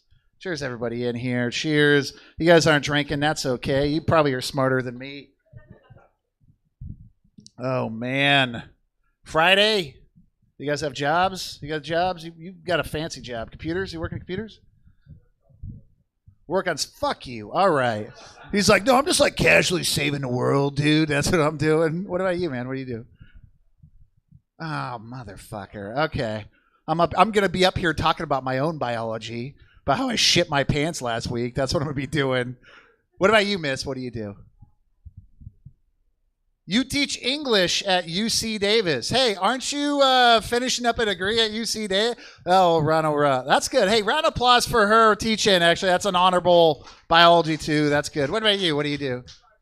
Fuck yeah. The salt of the earth. Yeah. Tips, baby. Lived on them forever. Lived on them. I was a bellman. I was a valet and a bellman. You could just tell. I just like went for, I was like, what can I make the most money and drive the coolest cars, dude? That was me. That was me. I used to do this fun thing, after, it's kind of awkward getting tipped, at first, right? But then you kind of get used to it, and you're like, I don't give a shit. I'm gonna make it awkward. I'm gonna make you tip me. That's how it is.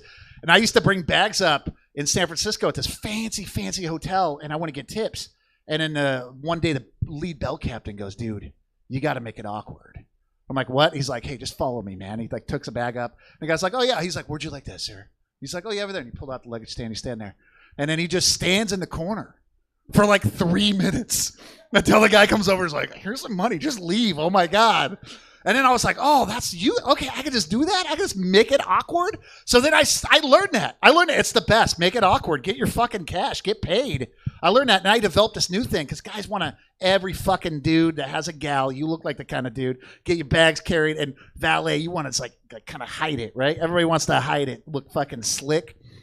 Yeah, it's not slick if you get tipped that way all the time. So dudes would try to hide the money, and what I'd do is to fuck with them, I'd throw a little tickle in. I'd go, ta-da. I'd just tickle their paw, and then they're like, what? I'm like, yeah, you like that? I'm into that. Tickle in the tip. That's what I'd be doing. Tickle for the tip. I live here in Sacramento. I'm not from here. You guys from here? Who's here? From here. You're from here. I know you're from here. You're from here. You're not from here? Where are you from? Turlock. Where's that at? Is that oh, that's, okay. Yeah, it's Central Valley. What about you guys? Onions. Or garlic. Garlic. That's right. Garlic and mass shootings. That's how I know that place. All right. That's sad. That's so sad. That's our society's sad. What about you guys? Where are you guys from? Fresno. Okay, I've done a lot of shows out in Fresno. I've done a lot of cocaine in Fresno, too. It's great. It's great. Any freeway town, oh, my God, dude. The show could be going bad, but it always has good cocaine, okay? You get off a state route, cocaine gets cut. The more exits, the more it gets cut. That's how cocaine works. You're a bartender. You know what's up. Okay. Yeah, I don't. I actually just found out recently I live next to the murder house here in Sacramento. You know the one? You know the murder house? Yeah, you know it? Okay, it's on 15th and F. Okay. Dorothea Puentes, in case you don't know, you know her? You know Dorothea Puentes? Probably heard about her. Heard about an old lady in the 80s. She had this sweet racket going on. She was taking in homeless people, killing them, burying them in their backyard, and collecting the Social Security checks. Yeah, that's a fucking business model, right? It's keep it going. Yeah, you know, I found out I lived next to that murder house from a documentary. I was just online, serial killers, in a deep dive, all hungover. I was like, yeah, serial killers. Yeah, this is how close I am to the murder house. I'm in the documentary online, guys.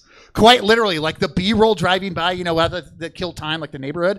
The B-roll, I remember the exact day, the B-roll, I'm looking out my window and I remember going, what the fuck's that camera? And their pan is just me eating spaghetti going, and she ate part of their buddies. And I'm like, I signed nothing. But also as a comedian, I'm like, that's a TV credit, right? Can I use that? Can I use that as a TV credit? Oh my God. I love Sacramento, but let's go and face it. It's a second-rate city. It's in the shadow of San Francisco. We can't pretend it's not, right? You can go, I grew up from Portland. I'm from Portland, Oregon. You guys already knew that because I'm a white guy with a beard and an ironic hat. We're from Portland. The only way I could be more Portland is on a fucking tall bicycle going, what's up? Well, yeah, I'm fucking gender fluid, dude. Whatever fucking garbage. I could be like that. Yeah, and I grew up in a second-rate city, in the shadow of Seattle. So I know when I'm in a second-rate city. I love them, man. They're the best. I think the art scene's better because you have to work a little harder. Bars are better because you know what? It's not as cool, so you got to figure out your own hook. It's a better thing. But there's some things that you're like, this is a second-rate city. And I had this experience just the other day. I was walking home. First off, I'm brave because I just walk in Sacramento, because every motherfucker drives 3.5 blocks. My girlfriend's yoga studio is 2 blocks from my house. She drives there. Okay, that's just classic Sacramento. Can't walk the 2.5 blocks like, mommy drive. Oh, like when everybody just drives. Nobody complains about no fucking parking. Yeah, so I was walking back about 10 o'clock after a show or mic, whatever, and been doing some drinking, having some fun, singing. And I'm underneath the 24th Street overpass right here on 50, and a shopping cart shoved right out in front of me. Because I'm like, doing construction. The sidewalk's closed, so and it just like stopped. So I just like stopped for the shopping cart, and then I hear, empty out your pockets. And I'm like looking around. And then finally I look down, and it's a man laying on his back in a tent with like a shitty kitchen knife. And I go, what? And he goes, empty out your pockets. And I go, no. And this is how Sacramento is. He goes, well, have a good night, then. And I just like walked on. Like that was it. He was like, well, it sometimes works, I guess. I was hoping to get some earbuds. Mine aren't charged. I don't have electricity. I don't know what the fuck it was. He was hoping to get, it had to have worked. It had to have been a white girl walking underneath there going, ah! I was like throwing and running away. Like it had to have worked. It was the shittiest kitchen knife, too. It was the shittiest laying on the back. I was like, oh, man, I love him, though. God bless him for being lazy. I love that. I do, man. Yeah, like I said, I'm from Portland, Oregon. I love it there. Come from kind of a fucked up family. Round of applause if you were raised by TV in here. Were you raised by TV? Nope, no, not enough for applause. That's okay. You guys had fucking good families. Okay, for me, I grew up poor. I grew up poor with a working mom. Okay, so it left me being raised by television. Like that was my babysitter. My mom's like, I can't afford a fucking babysitter. Yeah, here's some television. So I was raised by 90s sitcoms. More importantly. And here's the thing they don't have in 90s sitcoms. Go back and watch them all. I swear to God. There's no such thing as a representation of mental illness in 90s sitcoms. Everybody's just like put together and like, oh, we're going through a divorce. Like, we're not there yet. So it left me grasping for things as a kid. Going, what the fuck? Like, how's that work? Like, I'll give you a story. Like, I remember being a little kid, running around like no shoes on outside, being like a fucking adorable little scamp, being awesome. Hot summer day. Portland, Oregon. And then my dad yells from the back porch, hey, Ethan, put your fucking shoes on. Like screaming. And I'm like, nah. And I'm like, just like running around. It's being fucking awesome. Okay. Then my dad does his parenting thing. Maybe some of your guys' fathers have done it before. He pulls a pistol out and he holds it to his head. And he goes, put your fucking shoes on. And I'm like, whoa, dude. Danny Tanner never did that in Full House. Never once. Never once. He never threatened fucking DJ or the Olsen twins. I'm pretty confident. Like, that never happened. Where are we at? Okay.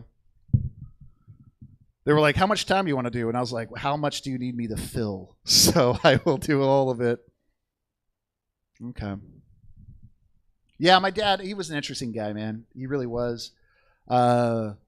A lot of people, I found out later, there's a lot of people growing up that, like, you had a kid in your neighborhood you weren't allowed to hang out with. Did anybody in here have a kid with a neighborhood? No, you guys all grew up in fucking really small towns that were safe. Yeah, I grew up in Portland. It was just scary poor white people with other scary white people, I guess. Like, that's how it was. And, so everybody, like, we all had that kid we weren't allowed to hang out with. And for me, that was my father. I wasn't allowed to hang out with my father at a certain point. Like, my mom was like, he's bad news, dude. He's like, you gotta stay away from that guy. I'll tell you, like, the last time I was allowed to really hang out with my dad, like, alone. I was, I have an arch enemy. His name is Daniel. It's always a Daniel, right? It's a fuck Daniel. He kicked my dog when I was 10, or like 6 or whatever. I was like 6.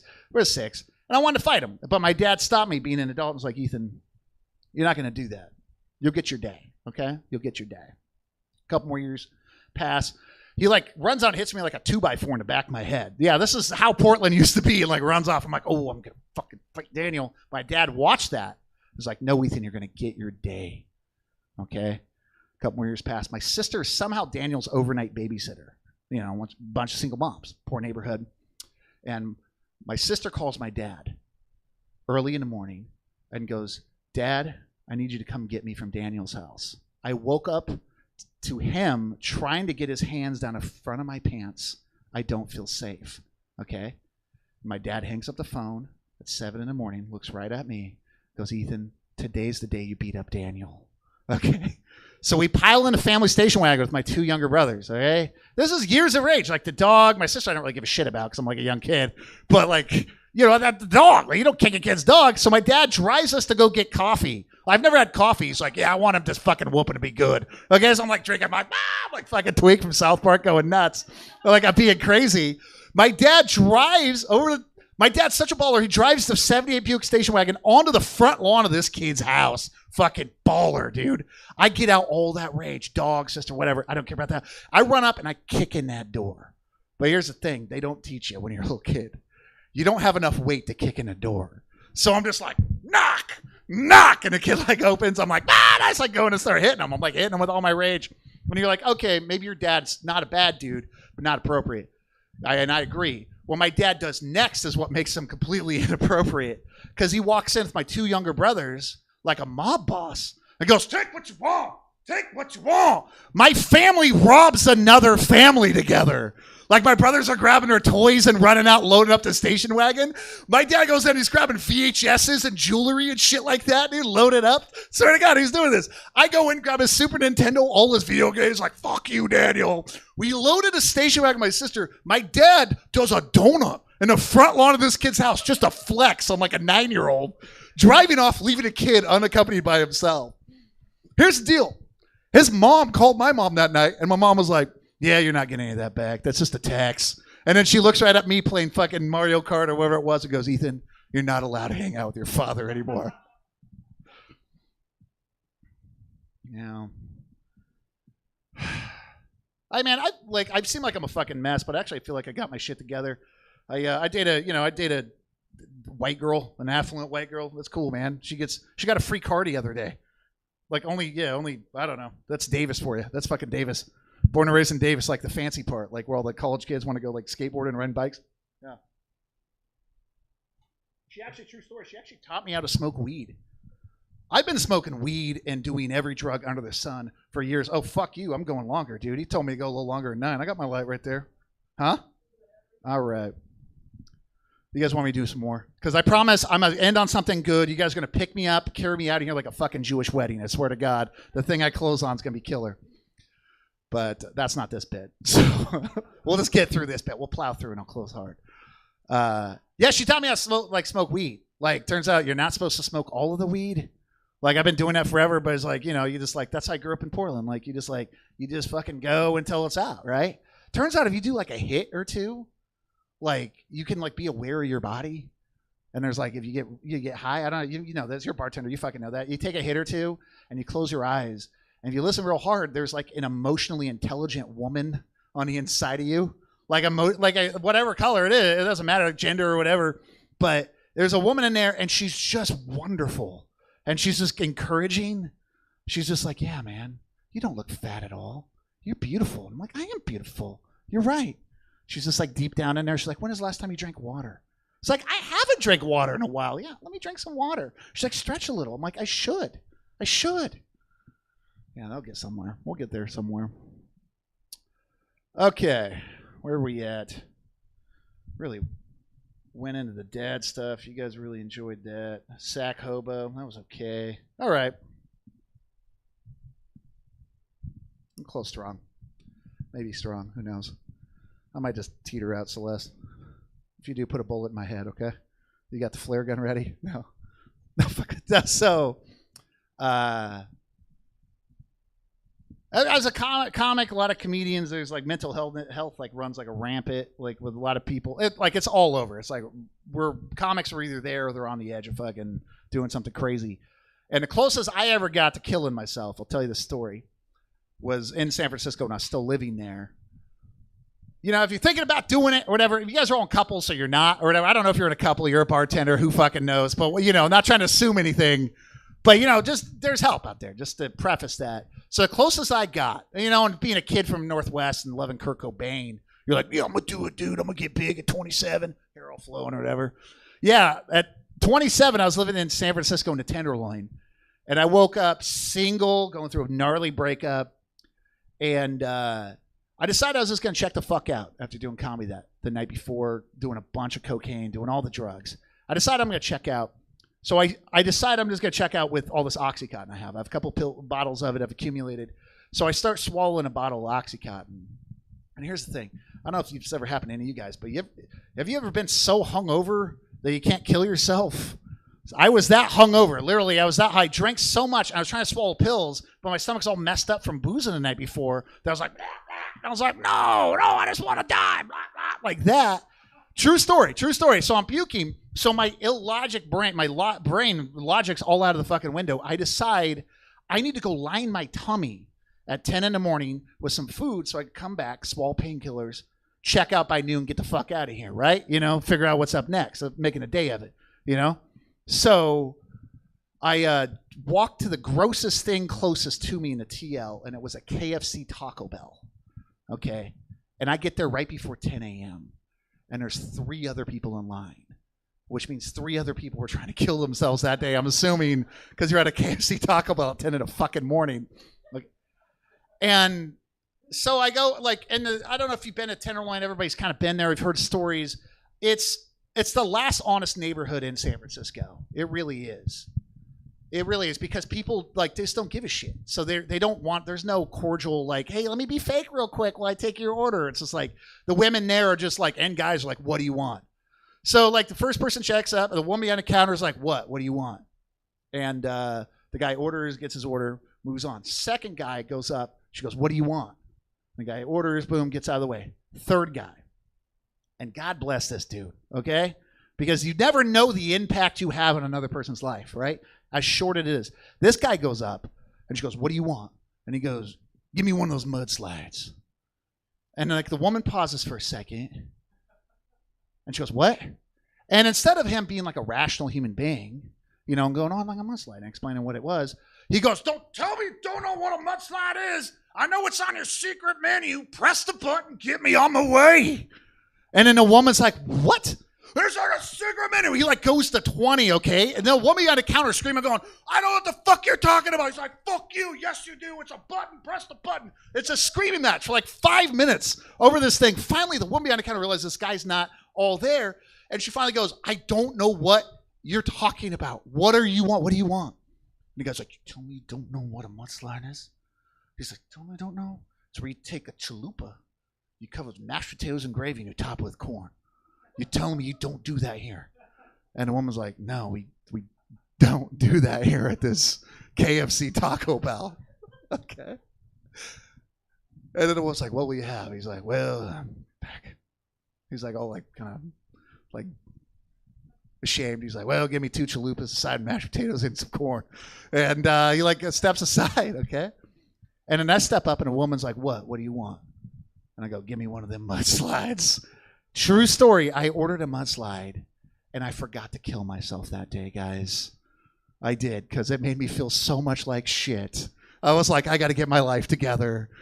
It's not a mudslide. This is a public service notice by Ethan Albert. Give it up for all the comedians on here. That's my time. All right.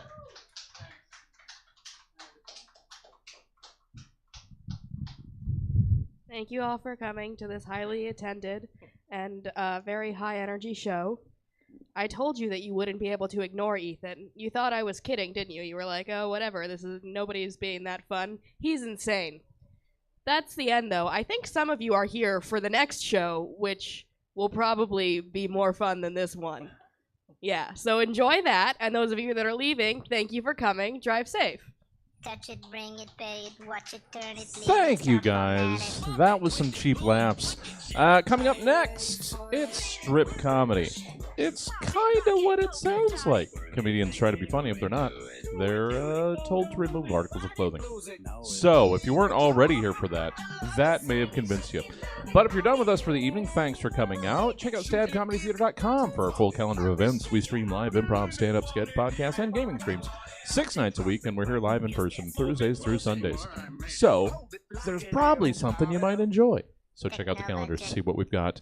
And we'll be getting started with strip comedy in, let's call it, about 10 minutes.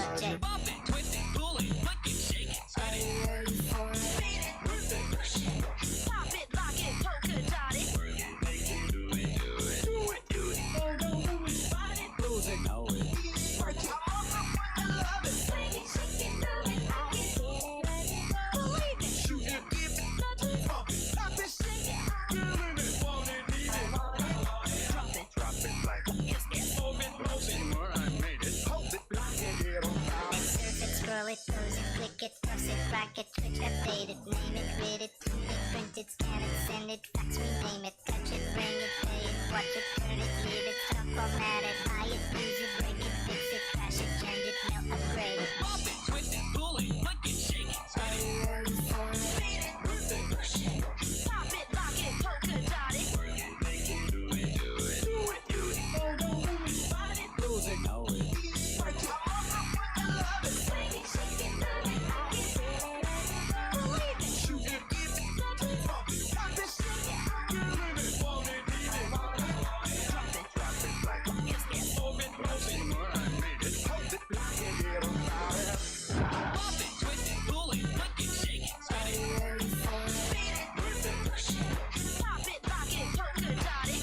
Make it, do it, do it, do it, find it, lose it, know it, break it, love it, swing it, shake it, love it, believe it, shoot it, give it, pop it, shake it, give it, want it, need it, drop it, like it's get open, closing, I made it, hold it, like it, get on fire.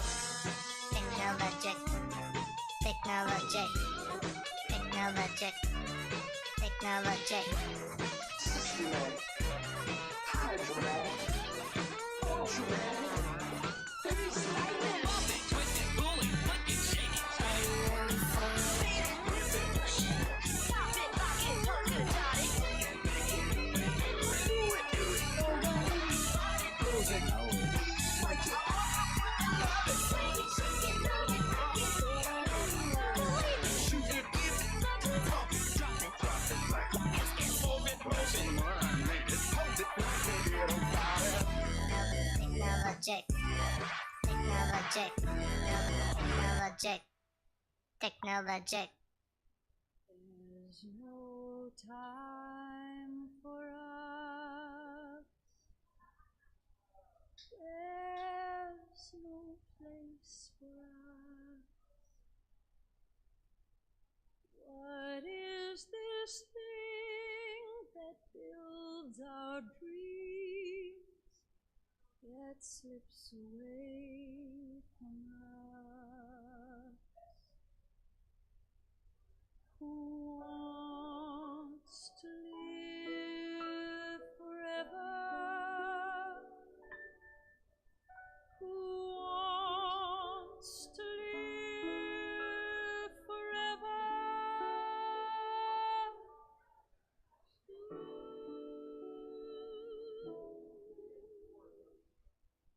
There's no chance for us.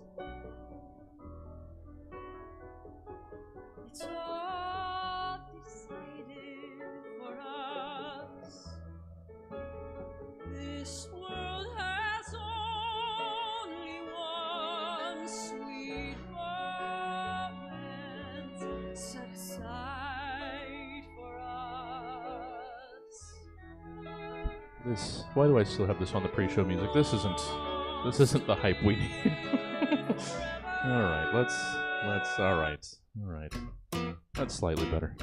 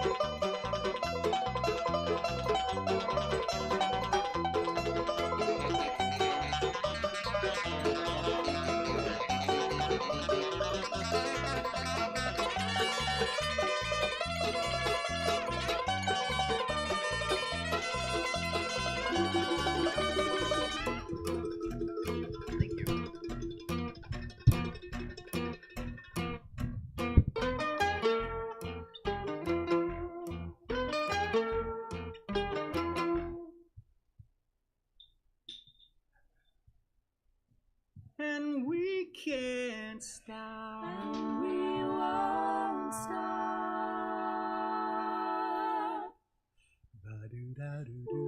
Red cups and sweaty bodies everywhere. Hands in the air like we don't care. 'Cause we came to have so much fun now. But somebody here might get some now. And if you ain't ready to go home, can I get a hell no? 'Cause we gonna go all night till we see satellite. Alright, so la-da-di-da-di. We like to party, dancing with Miley, doing whatever we want. This is our house, this is our rules, and we can't stop. And we won't stop. Can you see it's we who own the night? Can you see it's we who bow the light? And we can't stop. And we won't stop. We run things don't run. We don't take nothing from nobody.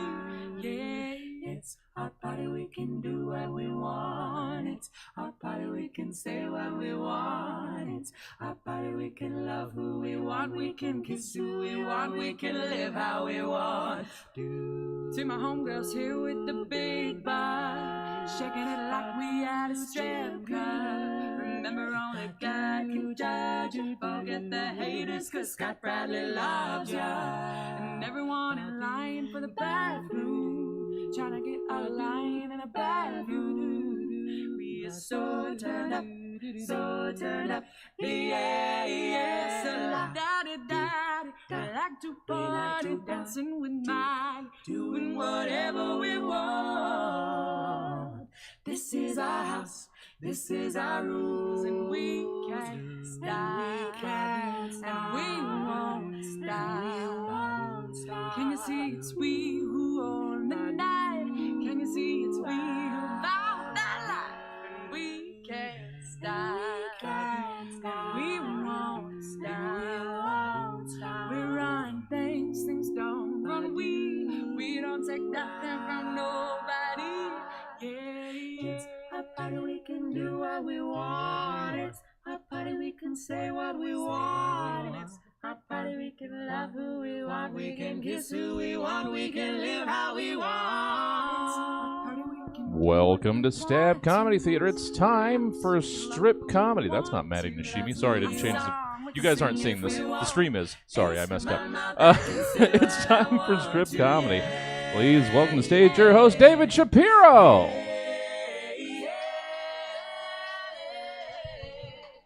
Hey, audience. Hi. Okay, so my name is David Shapiro. And when my family moved here, it was a time of anti-immigration, like it is now, kind of. So we had to change the spelling of our last name. See, now we do it the white way with an S at the start, but we used to do it the traditional Jewish way with a $sign. Okay, cool. You guys laughed. Great. That's the point of the show tonight. Is we tell jokes and then you guys laugh. So laugh loud if you want to laugh. Don't be like quiet laughers, because that doesn't. We have to like judge each other, like a weird game of golf. This is really loud screwing. Okay. Anyway, thank you for laughing at that. That wasn't a joke, but cool. Because if you don't laugh and we tell a joke, like if we like you guys know setup and joke, right? A connoisseur of comedy audience. If we tell in a setup and you don't laugh, that doesn't count. But if we tell like a punchline and you guys don't laugh, then we have to take something off. And that's not a joke. That's just me explaining the rules. And if we run out of things to take off, like somebody was in line. You were in line for the bathroom. I really wanted to look under my shirt and see how I felt about this situation today, because I don't know if I want to take off my t-shirt. I didn't get that chance though, so I'm gonna have to. It's all right. I am, but I'm not. I'm just gonna take off outer layers and a belt. Also, if it doesn't count as clothes, then you guys can like call that out and be like, "That's not clothes." We were debating backstage on what was clothes and what wasn't, and I'm not. I'm just a person too. I'm not like you guys are the Roman Coliseum of judges, so you can like boo or cheer as you want.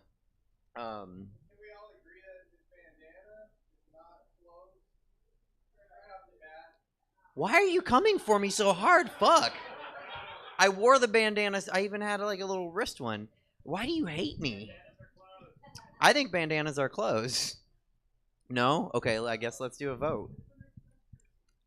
Accessories don't count? So like earrings don't count? Belts don't count? You're like judging this shit hard. I just don't know why you came for me.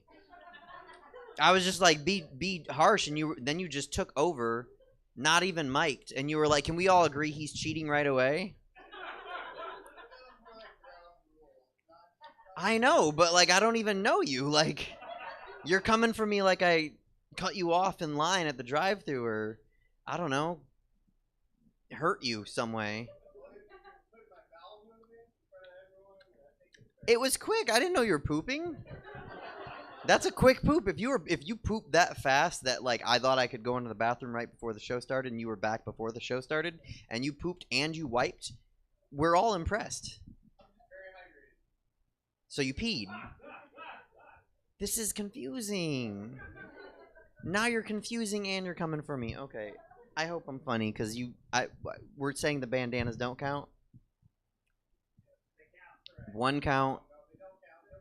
All right. Look, thank you. I appreciate you both. I do. You guys come to lots of shows, but the angry mob has spoken. So I just might as well take him off then while I'm going. Yeah. So my email is luckyjew22@yahoo.com, and I used to be embarrassed by the fact that it was luckyjew22, and now I'm just embarrassed that it's at yahoo.com. Okay. That's a laugh. That counts. See, now this is the problem. I was gonna ask, do you guys want to hear like sad, dark humor? But now I don't have anything else to take off. A belt? The belt doesn't count? Belt count. Would this have counted like 6 months ago during COVID? Is it just they don't count now? They match my clothes too. Like I put thought into. They weren't random bandanas. All right. Okay, so I just found out 65% of people masturbate randomly while they're on the phone, which is weird for me because I'm in the 35% of people that does not randomly masturbate on the phone.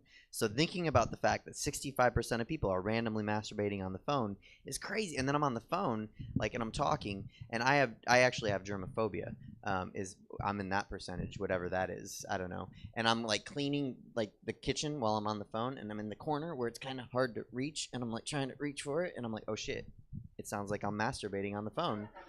So then I say to her like, oh here, hold on. Yeah, they didn't count these for my clothes. Would you think bandanas clothes or not clothes? Are accessories clothes though? So a bracelet doesn't count?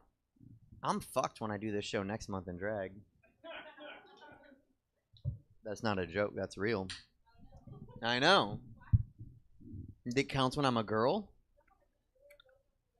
Do you know how much underwear drag people have to wear? You got to wear extra underwear so it looks like you're wearing girl underwear. Yeah, thank you. Where were we? Is anyone timing? No one's timing. I don't know when I started. It's been like 4 minutes. All right. Well, thank you. That's very nice of you. Masturbating, right? Okay, you guys walked in. We're just going to kind of reset that one a little bit. Have I said anything where I should take anything off yet? You guys will tell me. He'll tell me. I'm not scared, actually. Don't. Just enjoy your Raisinets. What are they? M&Ms. Your peanut M&Ms. You seem like a Raisinette guy. No, so 65% of people masturbate randomly on the phone. And I just found that out, and I'm in the 35% of people that doesn't randomly masturbate on the phone. But I can't stop thinking. I have OCD, right? So shit just gets lodged in my head. And I can't stop thinking about the fact that 35% of people masturbate 65% of people masturbate randomly on the phone. And then I'm like, because of my OCD, I'm a germaphobe. And so I'm like cleaning the kitchen counter, and I'm like reaching over in the counter, and I'm like, oh shit, it sounds like I'm masturbating on the phone. That's where we were, right? Thank you. Okay. And so then I say like, oh, I'm not masturbating. And then she said, what? And I said, okay, I just learned that 65% of people masturbate randomly on the phone, and I'm 35% of people that doesn't randomly masturbate on the phone. And I just wanted you to know I was in that percentage, not the 65% of people that do. And she said, David, what the fuck is wrong with you? And I said, so much. But then that nice smud lady didn't charge me for July's overdraft. She just let that late fee go. So I don't know if that works for anyone else. Don't try it, maybe. Yeah, because of the OCD, I can tell you now that I've talked about that, I have special shoes that I wear when I'm going to be footless outside of my apartment, right? Because I don't want the same socks to be footless on the stage and then in my apartment. It's an OCD thing. And I wore the wrong shoes tonight, and that feels so dumb to tell people that I wore my inside the house shoes instead of my outside the house shoes. That's not a laugh. Okay. I'll take off something, because I gotta set a good example because like last show we had people that were kind of like not that harsh on themselves. So if I run out of things, I'll just get off, and actually not like in a masturbatory way. Actually, I'm just gonna I'll tell one more joke and then I'm gonna go because I gotta save some stuff. You guys took my bandanas. I gotta save some stuff for the in-betweens in case I say something not funny then, because I don't have the right shoes on to be shoeless. So. Dating me is hard for so many reasons. Maybe you guys can tell that already. But like I'm extra bougie, and so if I went to Starbucks with a date, and it would be impossible because the barista would be like, "What do you want?" And then my date would be like, "A vanilla latte." I'm just assuming she's a vanilla latte girl. And then the barista would be like, "That's a normal drink. I'll make it for you." Probably more in her head than out loud. And then she'd turn to me and be like, "What do you want?" And I'd be like, "A hot chocolate." And she'd be like, "But you're an adult man." And I'd be like, yeah. And she'd be like, why not decaf coffee? And I'd be like, because I'm already kind of like energetic. Like I don't need more energy, and it kind of makes me jumpy, so I don't want to be jumpy. She'd be like, all right, so hot chocolate for you, the adult man. I'd be like, yeah. And she'd be like, okay. And I'd be like, oh, with almond milk. And my date would be like, why not soy milk? And I'd be like, because soy, like it's not good for your skin. It makes you break out, like kind of. And people are over reliant on soy, really, truly. And I don't want my skin to like blemish. So, and the barista would be like, okay, fine. So a hot chocolate with almond milk for the adult man. I'd be like, yeah, with peppermint. And people always laugh at that part, and I don't know why, because peppermint hot chocolate is superior to non-peppermint hot chocolate, but everyone laughs. But that's good in this show because I didn't have to take off an actual article of clothing, not an accessory. So the barista would be like, okay, for the adult man, you want a hot chocolate with almond milk, peppermint. I'd be like, yes. One last thing. When you make it, if you could heat it to the kid temperature of 75 degrees instead of the adult temperature of 90,000 degrees, then I could enjoy it with my date right away. And the barista would go, what date? And because she left, because I'm extra. Okay, you guys laughed. I'm going to call that. That's me. That's it. That's all I got because I got no more clothes. Thank you, guys. Thank you. Thank you. So I am David, and I'll be back as your host. But in the meantime, I'm going to bring up the next comic to the stage. So please start clapping, get excited, and give it up for Jess Harding.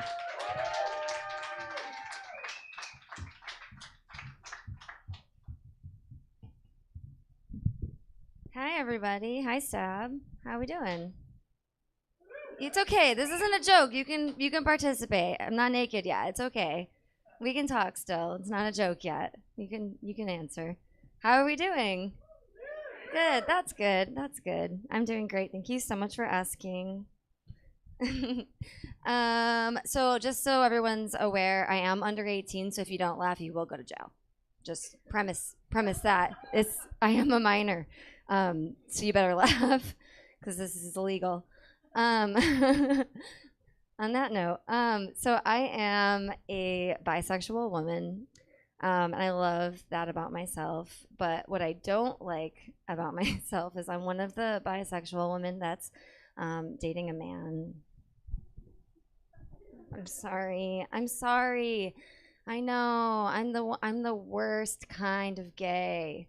But like I'm dating him in like a super gay way. It's okay. He wears dresses sometimes, so I get a pass, right? I'm not making that up.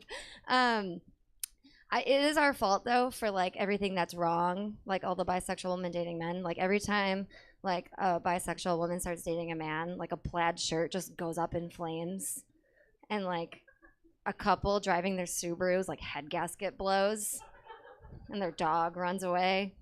It's our fault every time a bisexual woman starts dating a man. It's our fault. But I imagine that like being a bisexual woman is kind of like, it's like a fiery gauntlet of dicks, you know? Right? So like growing up, you're like, I like girls, and you're like skipping through the fiery gauntlet of dicks, and then one is just like fiery enough to like swat you down into the gauntlet, and you're like, all right, guess I'm in a relationship now. It's kind of how it is dating a man. Do I have any service industry workers in the house? Bartenders, servers, baristas? Yeah, a couple. Or former people who have worked in the service industry in the past? Okay. Have you guys ever received a $2 bill as a tip? Yeah. You have? Anyone else? Yeah. Do you fucking hate it? Right, for what reason? Like, what douchebag gives you a $2 bill as a tip? The only people that do that are fuckers that wear bow ties as casual wear. Right? If you tip $2 bills, like if you're a person who has $2 bills, like first of all, I know that you went to the bank and were like, can I have this in $2 bills? Like you acquired like a stack of them. So you're already the worst for that. And then the second thing is, it's like, you know that like the person's not going to spend it. Like you're not really giving them real money. It's like Monopoly money. Like it's not real. I already feel like a douchebag at the store buying like salt and vinegar chips and a pregnancy test. Like I'm not going to pull out the $2 bill on top of it. Like I'm already not doing well. I think I'm getting laughs so far, right? No clothes coming off? All right, cool. Thank you guys. Thank you for the support. They're like, please keep your clothes on. Jesus, we don't want them off. You're under 18. So, where are my bow ties? So, like, okay, when you get a $2 bill as a tip, right? I feel like they're only looking for like one reaction every time. They don't do it secretly, right? They don't just like put it on the counter and walk away. They like slap that $2 bill on the counter, and they only want one reaction, and they're like,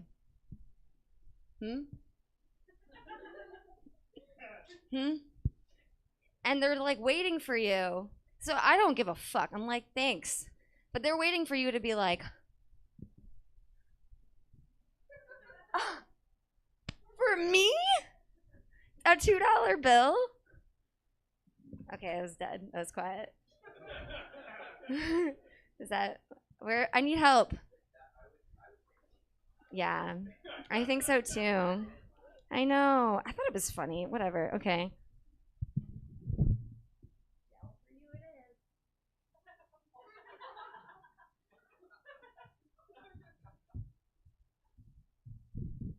Okay, moving on. I don't know what's funny now. What's funny now? Wasn't funny before. Yeah. Well, okay. So industry workers are cool. Like I have a lot of respect for them. They're just like the most efficient people I know. Like Ken more efficient. So like I'm all about keeping those people in my life. So I was out to dinner with some friends a couple weeks ago, having some like casual dinner conversations, and so it was like butt plugs, and we were discussing our takes on butt plugs, and the room was split like 50-50, half pro butt plug, half like what the fuck. Can I get like a vote? Are we pro butt plug? Yes. Okay, love that. You guys are here for strip comedy. Obviously, you're pro butt plug. I don't know why I didn't assume that. So I had a friend who was like, okay, so I think butt plugs are like going to the doctors and getting a vaccination, like getting a shot. Because like you think it's going to be really bad and then it's not that bad. And I'm like, okay, I see where you're at. But I think that butt plugs are actually more like weird flavored hummus. Have you ever seen like brownie batter hummus or like dill pickle hummus at the grocery store? And you look at it for a second, right? And just like buying a butt plug, you look both ways in the grocery store and you're like, I'm gonna buy it. Yeah? And it's like kind of overpriced, just like a butt plug. But you put it in your cart anyways and you like try and check out really fast so no one knows you're buying brownie batter hummus because it's kind of embarrassing, but you try it. And you go home, and it's either going to be really bad, and you don't like it, and you throw it away, and you never have it again, or it's really good, and you want a lot of it in you. Butt plugs and hummus. See the connection? Oh, he gave me a face. I don't know.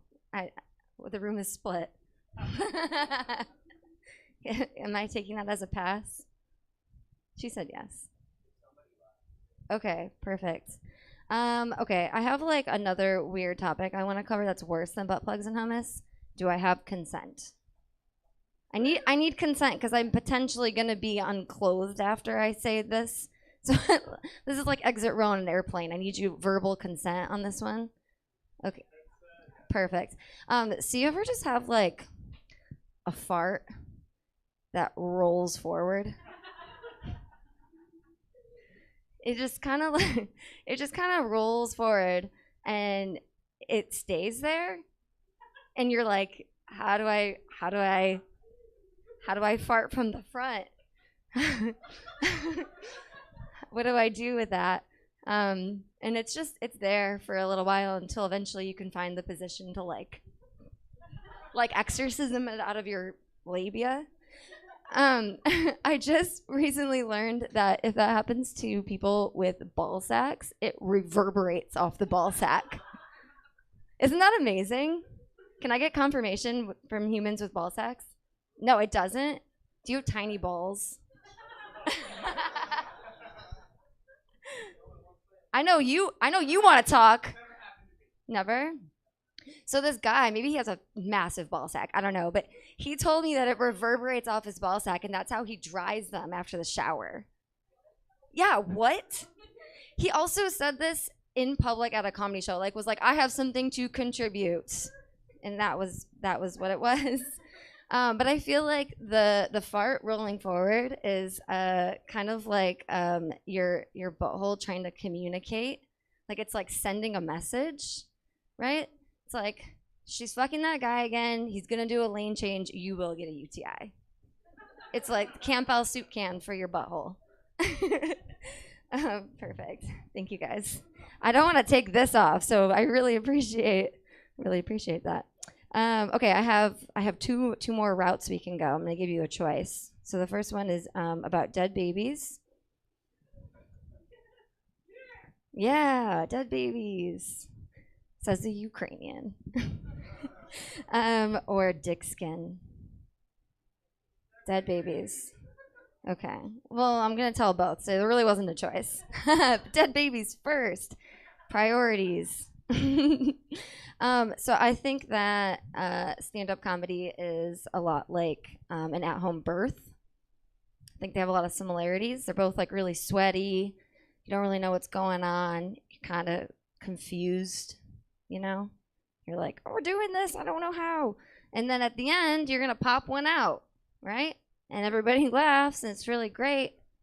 Or it's dead, and no one laughs.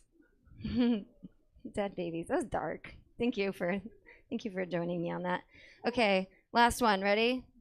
Dick skin. I only threw this in because our host told me that he's Jewish and his partner is a Jewpie, like a Jewish groupie, and I thought that was amazing. So I'm here to talk about uncircumcised dicks for our Mr. Shapiro. Okay, so I go to a lot of comedy shows, a lot of stand-up, and there is a lot of comics that do jokes about uncircumcised dicks, and I start to like worry about people in the crowd because I'm like, are they out there like with uncircumcised dicks just like feeling attacked all the time? Like, are they just like, oh my God, I hope they don't know. I hope they don't know I have a turtleneck. Like, maybe they're thinking about it, right? But then I'm like, okay, just calm down. At least they have a roof over their head. Okay, perfect. I'm gonna call it a win and end on that. Thank you so much. I'm Jess Harding. Thanks for not letting me get naked. Guys, give it up for Jess Harding. The back hair on that top is the worst part. Yeah, show them. It's like awfully accurate. Okay, so now we're good. Everyone's passing. Okay, you even have your arms crossed. You're smiling now, but your arms are judgmentally crossed. You're not crossing them. It's okay. Yeah, I know. I can tell. Anyway, we're gonna keep the show going. So guys, start clapping, make some noise, give it up for Angel Lopez.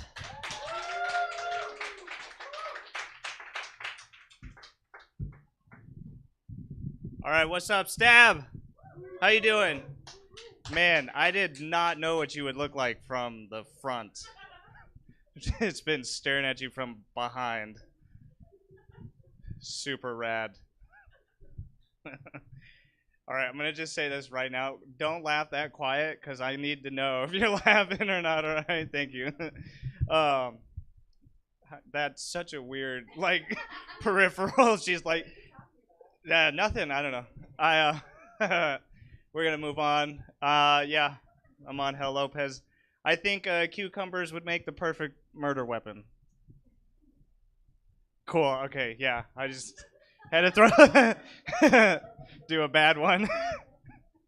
All right. That's so stupid. Why? Anyways, what was the other stupid joke I had in mind? It was it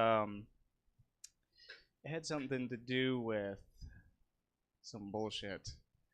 I'm just like fucking just white noise right now. Fuck, I can't think of it. I was like, that would be. Oh, I know now. Have you ever just thought of something so profound, you have to look around afterwards, and be like, oh shit, did anybody hear that? Okay, that wasn't a throwaway joke. I'm gonna save that one for later. Awesome. No, this is great. I'm not from Sacramento or a city really. Where are you from? Where? Gilroy? You're from Gilroy? Yeah, okay, Gilroy. I don't know what to work on that. What about you? Turlock? Must be fun. Like in Jack Johnson made a song about Turlock. Kind of. He just was like, the weekend in Turlock. I was like, I wonder what's out there. Banana pancakes. What are you gonna do? Anyways, no, I'm from a small town, and like, whenever I meet somebody, they always assume that I'm native first, and I'm like, how?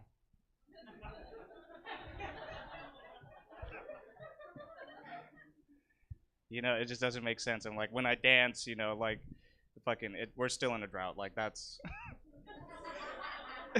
it doesn't work when I do it. I mean, I might make the corn grow because like I'm not half, but I'm Mexican.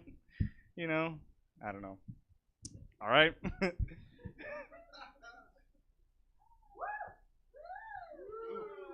you got a little bit of a pre-show there.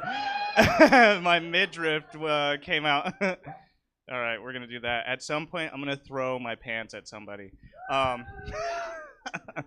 If I have enough time, that is. I need to take a sip real quick. I hope you guys don't mind.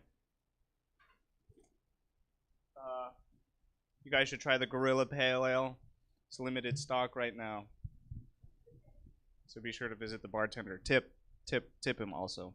I want, especially you, because like, I mean, there's other white people in here, but like, you look like you have money. You know what I mean? It's the earrings. Are you okay? Are you high? You should be. Oh, so you're drunk. You're like, yeah, whole bottle of fucking Bacardi, man. That's how I pregame.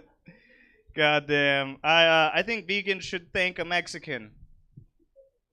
Because without them, they wouldn't exist.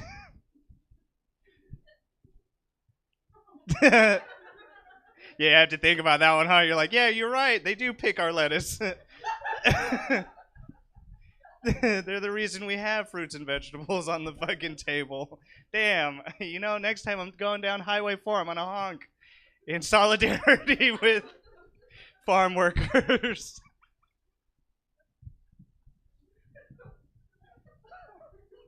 That's so fucking dumb. No, but you should really thank a Mexican next time you see one and be like, hey, order that for, you know?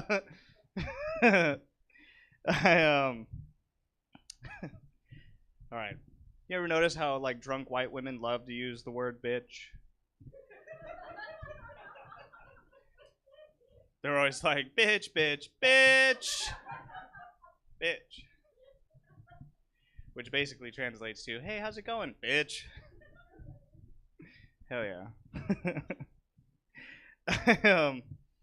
Let's see, my grandma told me the other day I'm an anomaly because I dress well for a straight guy. I was like, what does that mean? She's like, well, it's like, I don't want to know. There's a chuckle there, so I'm going to keep some clothing on. Yeah, because like the next thing's the headband. I know what you guys are thinking. But again, you're like, yeah, get the pants off, you know? You don't want to know what's under there, you don't want to see that. Just more pants, I'm just going to let you know. Oh, man. Growing up in a small town, they put me in ESL classes. You know what that is? English as a second language. You seem concerned. You're like, I had no fucking idea. It was my first. Anyways, I was put in ESL classes, which was fucked up because like all the other kids were struggling to say manager, and they're all just going like manager. And I'm in the back going, she sells seashells down by the seashore. Can I go? The teacher's like, faster. I was like, what? She's like, say it faster. I was like, all right, she sells seashells down by the seashore. Can I go now? I was like, fuck. She's like, all right, yeah. This ain't your second language. I didn't hear anything, so I'm just gonna. I said the headband, but then I was like, well, you had a handkerchief. This is covering. What? Wow. Thank you. I appreciate it. All right, but that scene in Pulp Fiction where Samuel Jackson's like, English, motherfucker, do you speak it? I was like, damn. Like I felt that. And then they shoot the motherfucker up. They're like, bop, bop, bop. I'm like, God damn, I will not say what again. Hell yeah. You're a fairly young crowd and you get that reference. How old are you? Okay, I'm gonna take that back. Just kidding. I've learned that growing up in a small town, I love black people more. Because they're never like, why don't you speak Spanish? And all my white friends are like, yeah, why don't you? And I'm like, the same reason you don't, fucker. Like, we grew up together, fuck.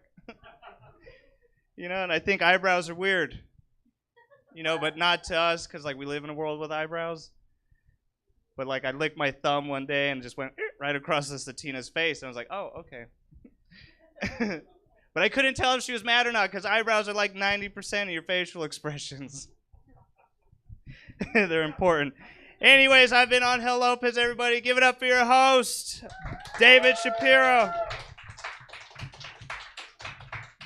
Let's keep it going for Angel Lopez. Okay, so I looked in the mirror and I'm not taking my shirt off. Not today. It's too bad because I so many things to say over Angel. We're just gonna keep it going. You guys enjoying it? Cool. You guys got good beverages and candy from Stab. Round of applause for Stab for letting us have the show. Awesome. Thank you. All right, cool. Here we go. We're just going to keep going. So make some noise, get loud for Jillian Marie.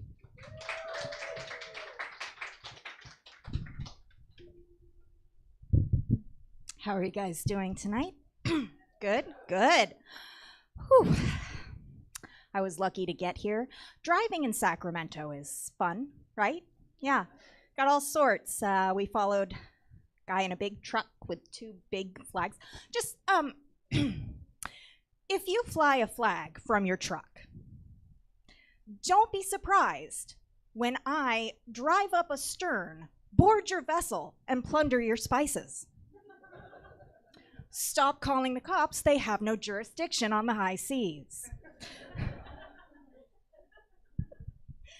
All right. I'm Jillian Marie. I'm another bisexual woman dating a man. Thank you. And I'm also married to another one. So, double whammy. Ever since I shaved my head during COVID, people I have never met come up to me and tell me that I'm brave. Sometimes I'm even their hero. Yeah. Yeah, that's what we're calling heroism right now. That's what we're calling bravery. It's an odd style choice, but it's not brave. You know, bravery is answering a phone call from an unknown number, right? Bravery is taking up arms against a foreign invader. Bravery is attempting reverse cowgirl after a chimichanga. I feel like we started lowering the bar for bravery during COVID when we decided working at a grocery store was brave. Of course it was, because you could die. But when we get to me, we've gone too far. Like, I am not a brave person.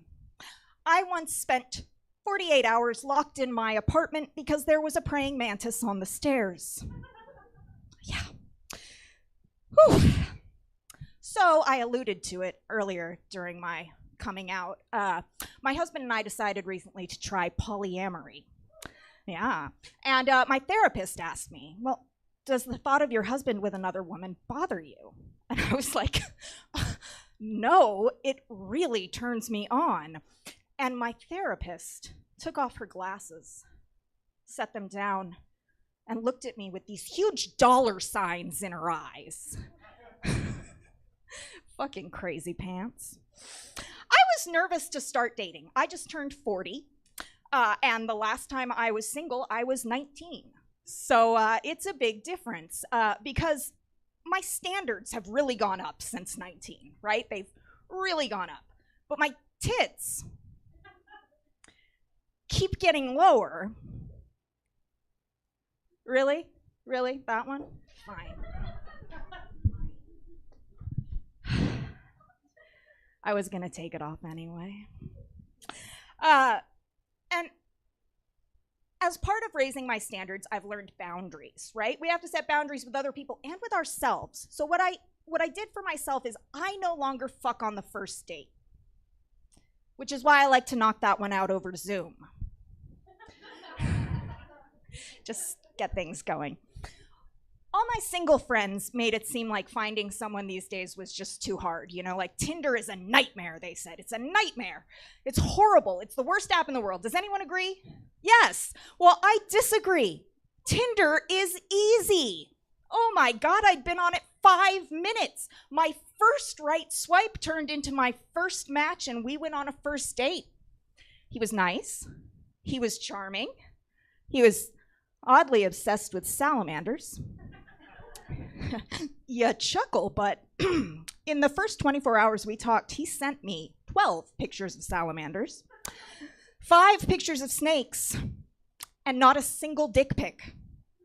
What kind of weirdos do they let on this app? And you're right, ma'am, I lied about not fucking on the first date. So we went back to my place, and he asked me, you know, well, what are you into? I said, well, I like to feel completely helpless. So he came over, held me down, and growled into my ear. We have everything we need to stop global climate change, but the men in charge would rather watch the planet burn. I have never come so hard. It's the best first date ever, and he left me with a gift. Antibiotic-resistant chlamydia. Super clap, or as I like to call it, a standing ovation.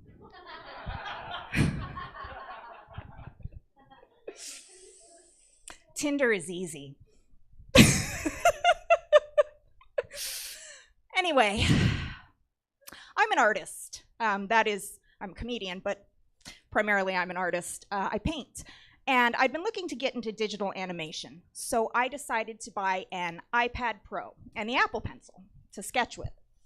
And I was thrilled to learn that Apple offers free engraving on the Apple Pencil, which is great for me because I love any chance to be creative, because I'm not like the rest of you consumerist sheep. I am an interesting person with big thoughts and profound ideas, and everyone's gonna know that when they see my Apple Pencil engraved with the word boobies.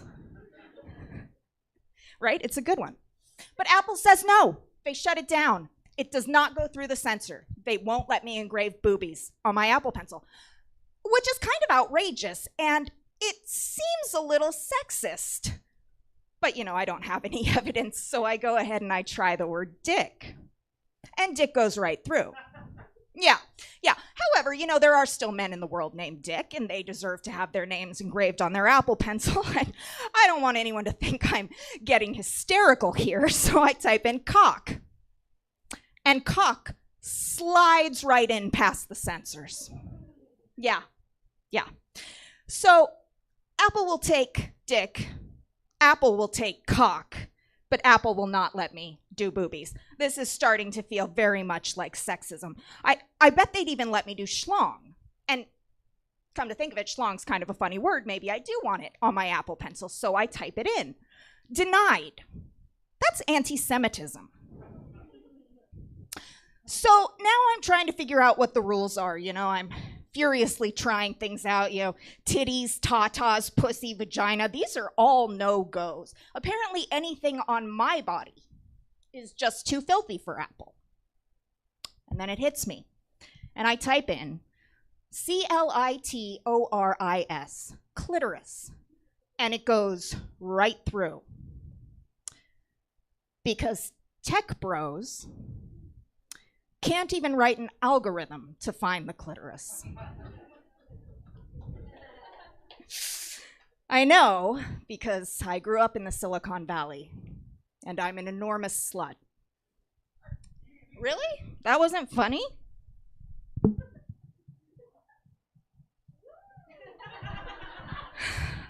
Thanks. All right, but I get it. I get that Apple is a multi-trillion, probably, dollar corporation. They have to think about their shareholders. They can't be bogged down with my disgusting nonsense, So on a completely unrelated note, here are some things you can have engraved on your Apple Pencil. I checked. Tax evasion, blood minerals, factory suicides, Steve Jobs sucks dicks in heck, but not boobies. All right, I don't normally do this, but you guys have been really great. So if anyone has any weed they need me to smoke after the show, I will be right outside. Thank you so much. Have a good night. Guys, keep it going for Jillian Marie. Now you gotta clap till she gets up their clothes. Yeah, keep clapping. It's the rule. I didn't make it. Okay. All right, we're gonna keep the show going. You guys, you're laughing fairly. You look so sad. Are you okay? Yeah, you. Eye contact. You looked at him like I was talking to not you. What? You're chilling. Okay. You just had sad face. All right, cool. You're like more nudity. How are you doing? Because you came not to laugh. There's some, a little bit, yeah. Tighten it up, right? Okay. We're gonna keep. Maybe the next performer will be more, make the audience more chaste. I don't know. Should have worked on that. But here we go. Make some noise. Start clapping for Mikhail Chernyavsky. Keep it going for David. Let him hear it one more time. What's up? Let's just get this out of the way. I too am a bisexual woman dating a straight man. So sorry, there's a theme tonight. My name is Mikhail Chernyavsky. That is my real name. I was born in the Soviet Union. Thank you, thank you, thank you. Born in the Soviet Union, raised by the most paranoid parents in the world. To this day, my father still does not understand the concept of call waiting. Anytime he's on the phone, hears that little beep. He still thinks it's the KGB tapping in. He'd be on the phone with my grandfather who still lives in Russia. I'd be like, oh, I love America. Well, boop. I mean, Miss Mother Russia, see you next week. Click. Nobody pick up the phone. They found us. Especially, we have to move. We have to move. Let's go. Let's go. All right, that was okay. That's fine. All right. I'll be harsh. It's fine.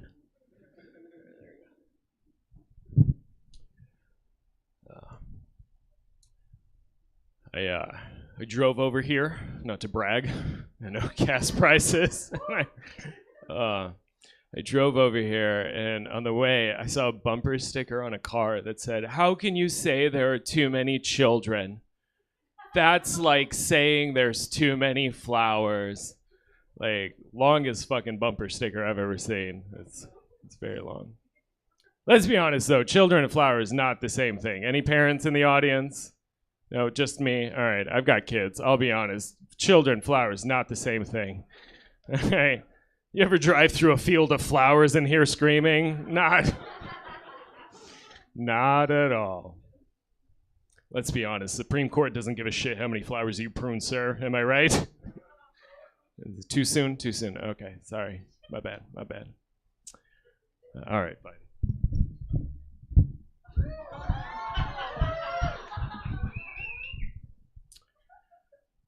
All right. So, I've got 3 daughters. I'm doing this so they don't have to.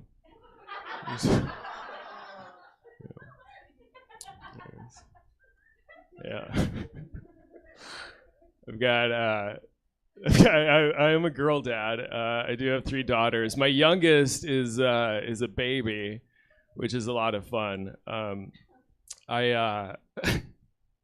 This is terrible. The other day, I slapped my baby on the face because I was trying to kill a fly. I don't think the jury's gonna believe me either. All right, I'll take that one. I'm afraid to take off anything else right now. No. Oh man, where do I go from here? We've already done so much. I hate telling people I'm Russian. Oh good, you guys watch the news. Cool, thanks. I hate telling people I'm Russian because I'm actually Ukrainian. Yeah.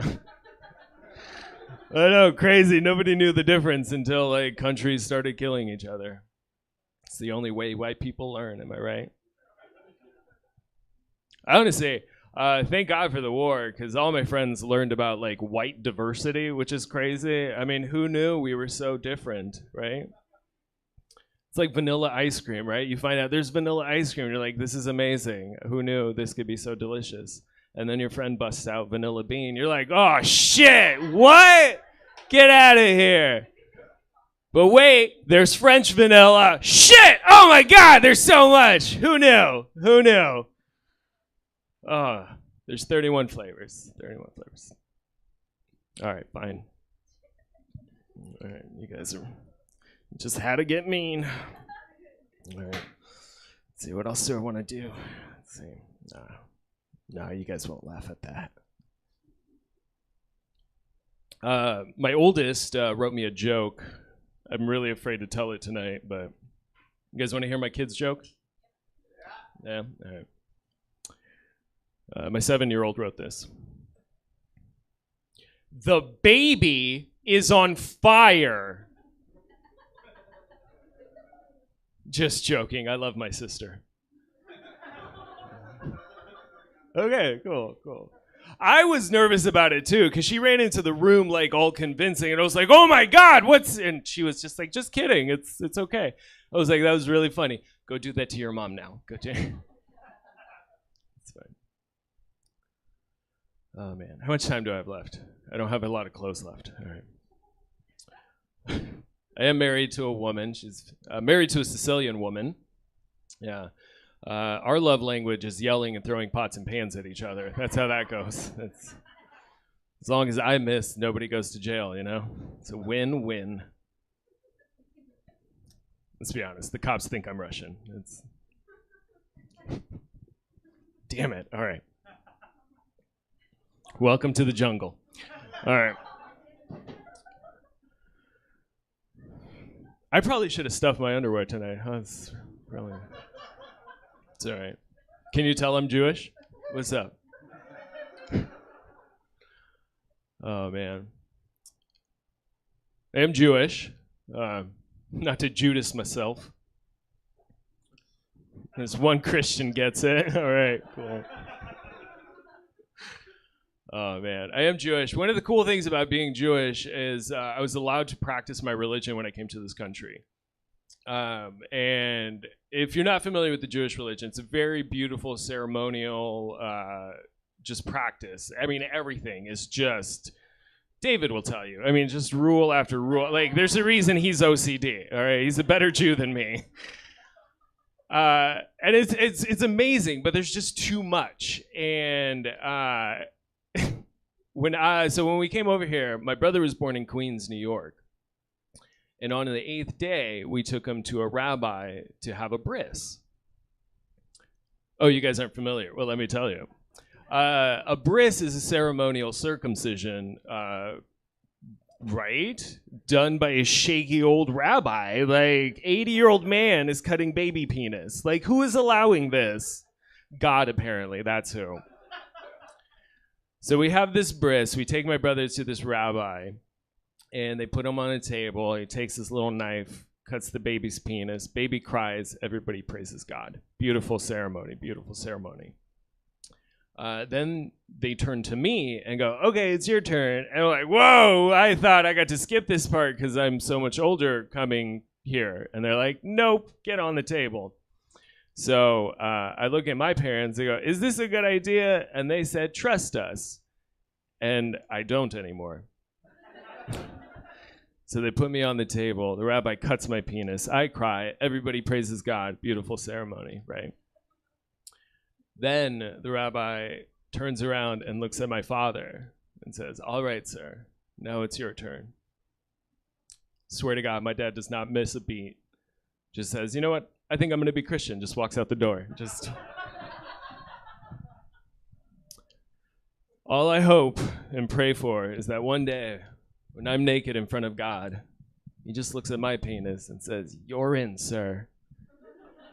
And I look at my dad going to hell going, "Shit, picked the wrong one." Damn it. All right. I don't have any more clothes to take off, so I'm going to just tell this one more joke because I know it will make you laugh. Okay, that's just going to stay there, down there. All right. That's all right. I'm going to leave you to this, guys. Thank you so much for supporting live comedy. All the comics on here, we love it. This is like one of our favorite things to do, and we appreciate your support. And some of us are going to be selling merchandise after the show, so come say hi to us. I've got a Jesus Christ action figure I'll be selling. Comes in an empty box. You just have to believe he's there. It's available for you. Guys, my name is Mikhail. You've been awesome. Thank you so much.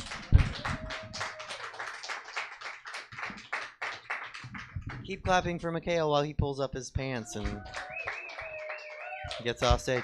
Actually, he super helped us out for the next show because Jesse and I were trying to figure out, like, you can't show man nipples. So you guys are seeing everything, but people watching the stream, there's usually a box that goes over any dudes that take off their shirts because you can't show man nipples on this, or girl, you can't show nipples, I guess. Yeah, that's weird for me too. And we were like, oh, what if they were like pasties or like a Band-Aid? And Mikhail just came like electric taped up. So we're good. Now we know. One more time for Mikhail. And we're just going to keep the show going. I'm not going to try to make more jokes because but belt counts apparently. Thank you for saying a bandana counts. I agree. We're going to keep the show going with a comic. He's down a little south of here, but he does shows in the Bay. He does shows here. He's all over. Look him up. Check him out. See him right now. Jacob Blazer.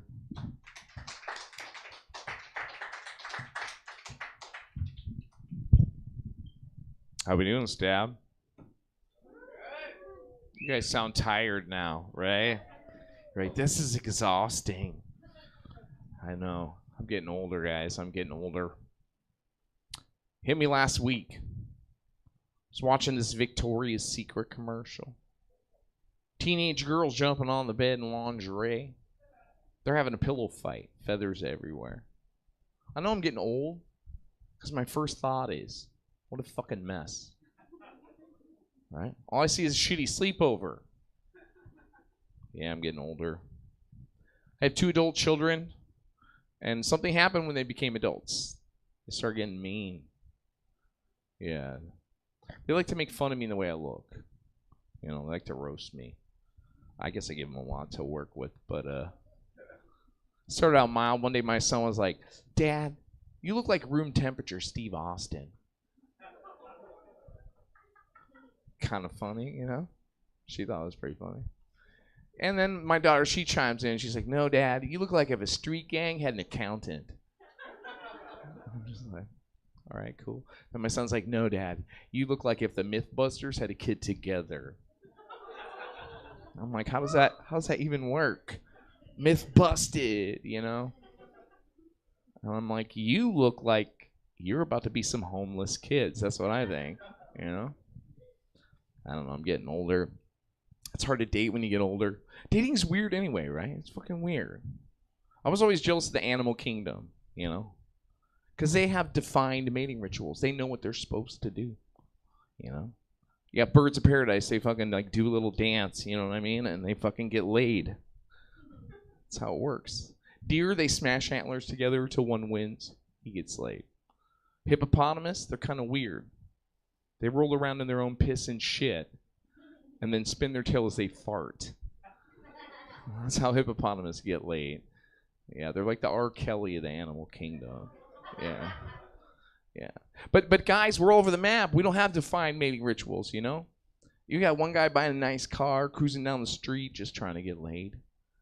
You got a guy going to the gym for hours, getting all swole, just trying to get laid.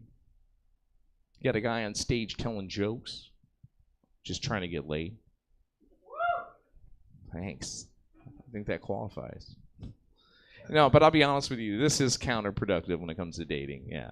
I have unfucked myself up here more than once. Yeah. I might as well be rolling around in my own piss and shit and spinning my tail as I fart.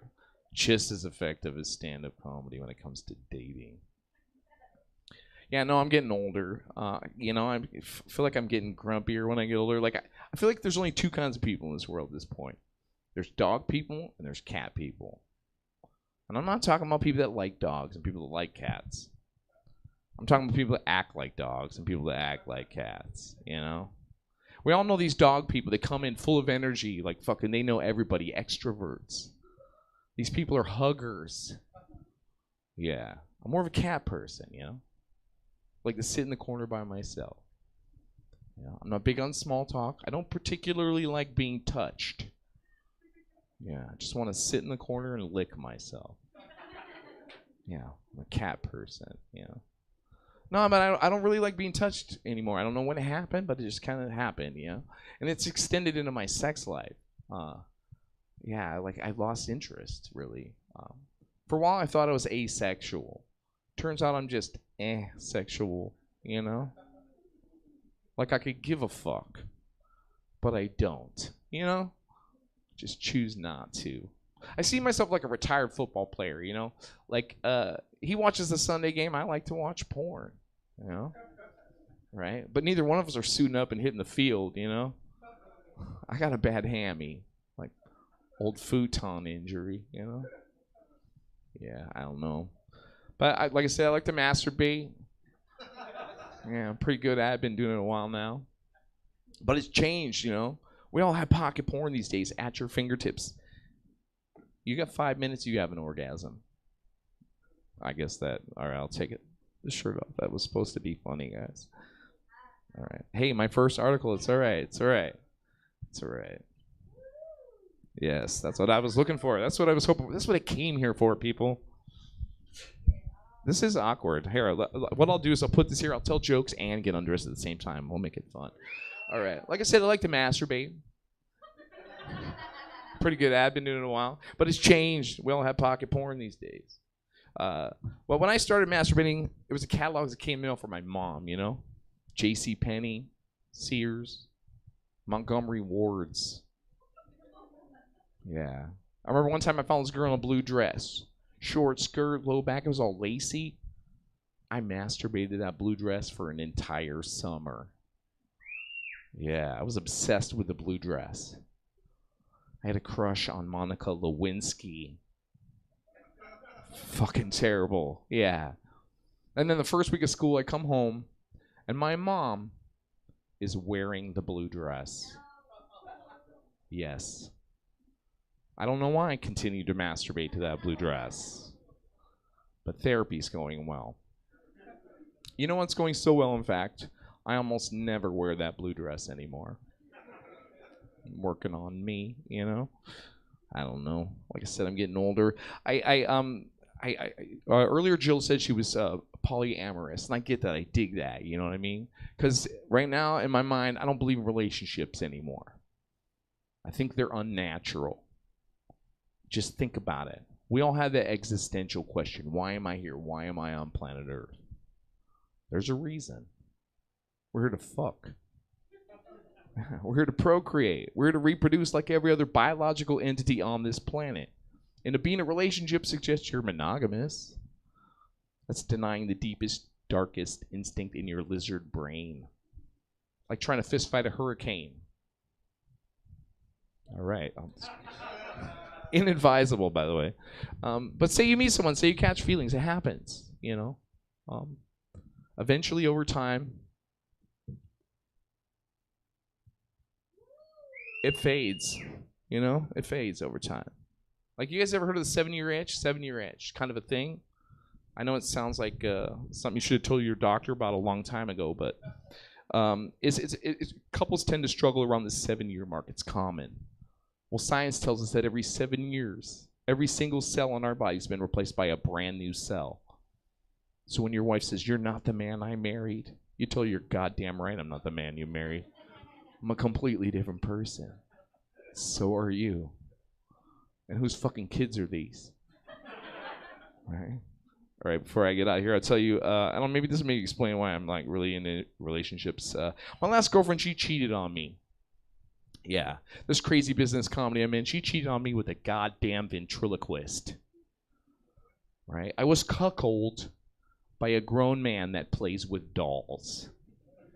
Grown fucking man, dolls, like a little goddamn girl. So I caught her and this Jeff Dunham motherfucker in bed together. And no amount of porn prepared me for that threesome. Yeah. I come in the room. She's elbow deep in the dummy. And the dummy is moaning. It's fucking moaning. And the doll is in the corner watching. And the hardest part about the whole situation wasn't the fact that I caught him in bed together. It wasn't the fact that she cheated on me. The hardest part about that whole situation was the fact that that doll was wearing the blue dress. Thanks a lot. Let's keep it going for Jacob Blazer. Okay. All right, you guys gonna come back next month with your judgmental, not slutty laughter? Awesome. Cool. All right. Sweet. I don't know how I'm going to do that show personally, but I'm going to make it through. You guys coming back? I'm trying to figure out what I can wear for that show to not be judged by you. Okay. We're just going to keep the show going. Clap, make some noise. Give it up for... You guys have to do that part, though. Yeah. Give it up for Tess Tickles.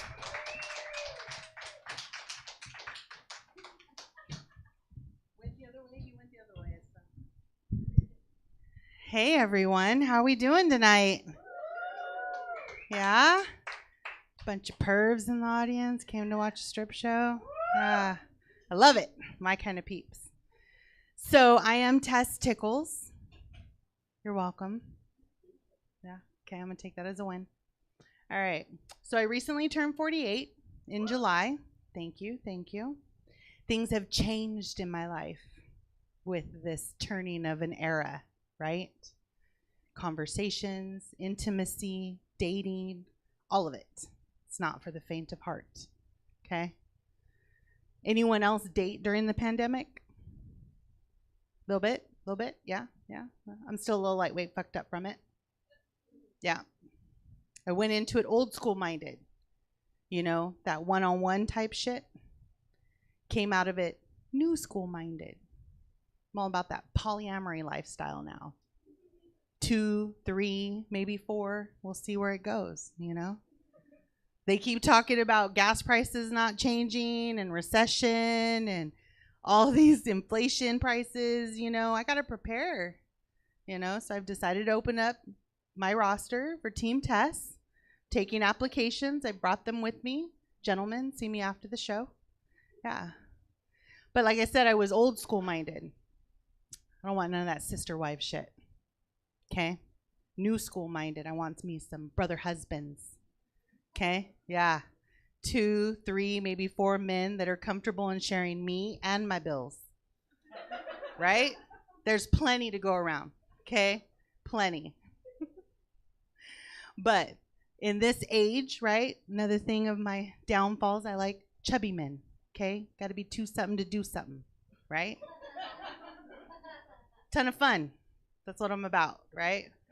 So if you look like a panda sitting on the side of my bed, be still my heart, right?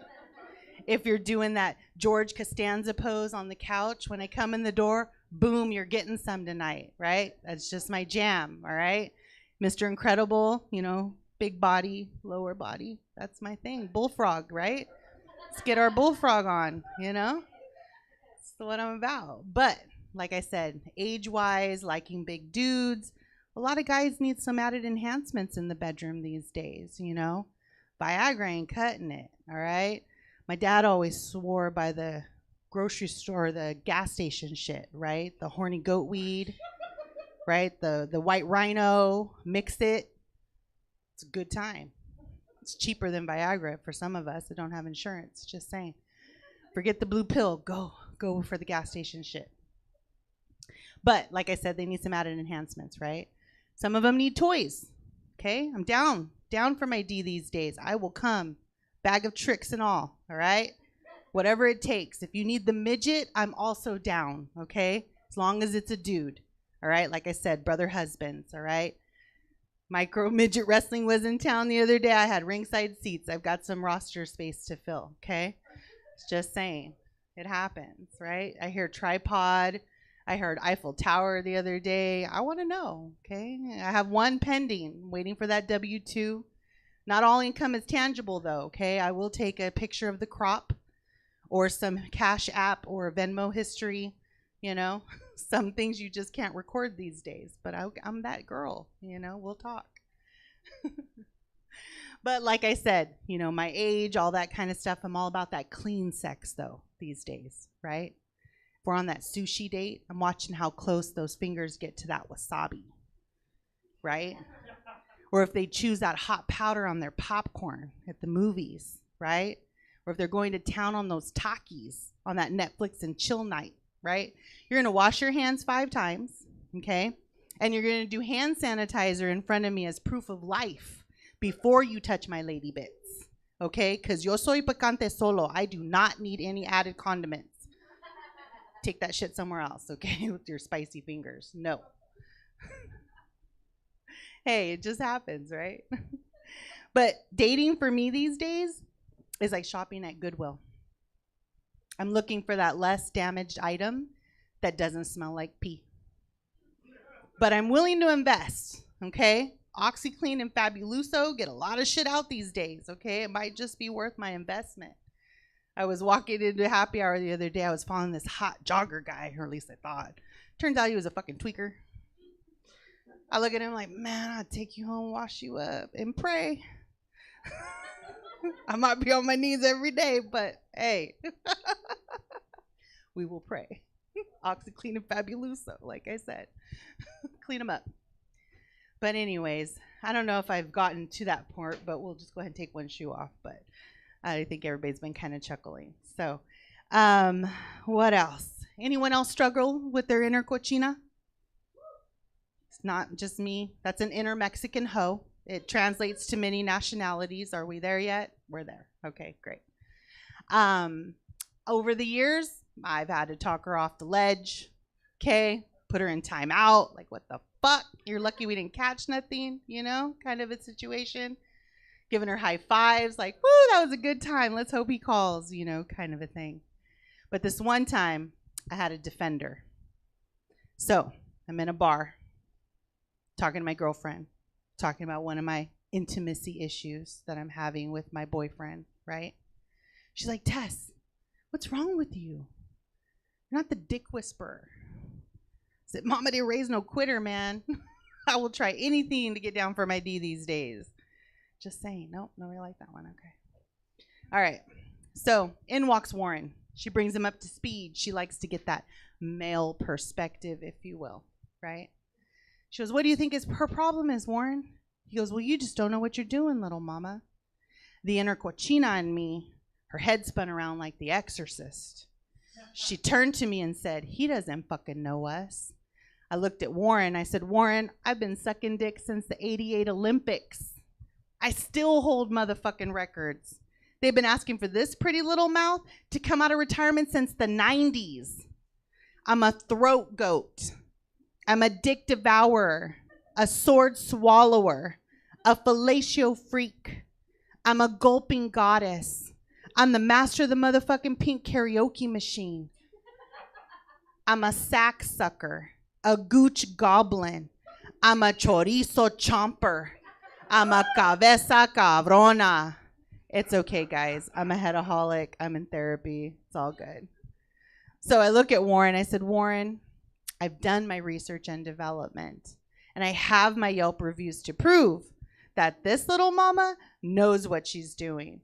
And I realize I'm yelling it at the top of my lungs in a bar, and a line is formed out the door. But that's my time, guys. I'm Tess Tickles.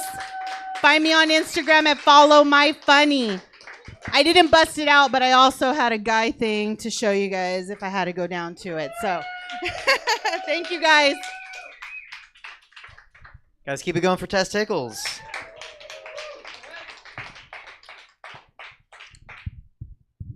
Okay, so there was one joke. It's not a joke. It's a story that happened today, and I'm just going to... It's the timer to time people. Sorry. So she was good. I'm just going to tell you guys really quick because belts count now. So I'm going to... Yeah. And I don't want to tell this story because it's kind of about nudity. You don't mind if I do it really quick, right? Like 30 seconds. So I was in my apartment, and this lady was yelling all day. Like there was just this... She was just yelling. I looked out my window, and it was a homeless lady. I don't care, like whatever, you know, like I have a place to live and she does. I'm not judging. I'm not criticizing. The yelling, whatever, like it'll go away eventually, right? Like I'm not freaking. But every time she'd yell, like I got curious, so I'd peek, and it was always the same. She was just sitting there like cutting up newspapers. But then one time she yelled, and I looked out, and she was lighting the newspaper on fire, and it was like on fire, and I was like, oh, that's right outside my window. That's gonna be a problem if I come back and my apartment's burned down. So I called 911, and I was like, I don't know if it's an emergency, but there's a homeless woman outside, and she's lighting things on fire. And they were like, oh, yeah, that's not good. Describe her. And I tried. They asked her age. That's, like, impossible, right? But she had a tattoo, so I said she had a tattoo, and they were like, what's she wearing? And I was like, some khaki shorts. And they were like, what's she wearing on top? And I was like, nothing. And they were like, not a shirt? I was like, mm-mm. They were like, not even a bra? And I was like, mm-mm. They were like, she's just topless in the street? And I was like, why are you more concerned about that than the fire? That was that. And I thought, I'm going to tell that story tonight because it's about being naked. And they really were. They were more concerned about her boobs out there. Nobody was streaming it even. Anyway, we're going to finish out this show. So I want you guys to make some noise. Get excited. Yep, there we go. Give it up for Russell Cummings.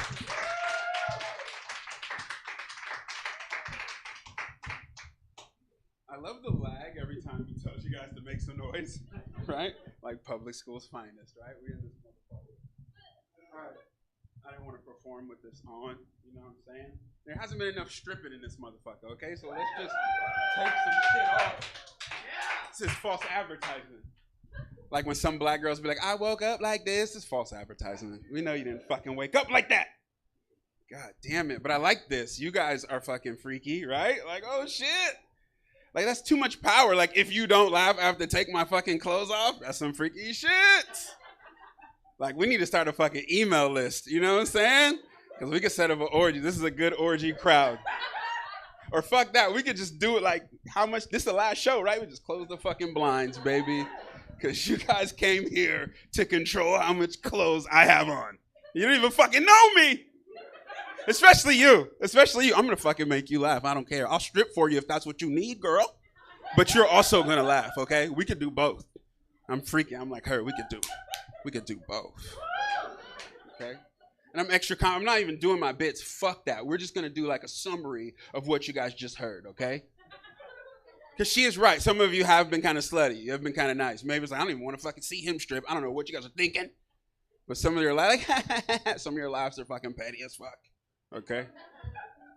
Let's talk about it. What were we going over today? We were talking about super clap. I've never even fucking heard of super clap. You know what I'm saying? Did you know that Sacramento was like the chlamydia capital?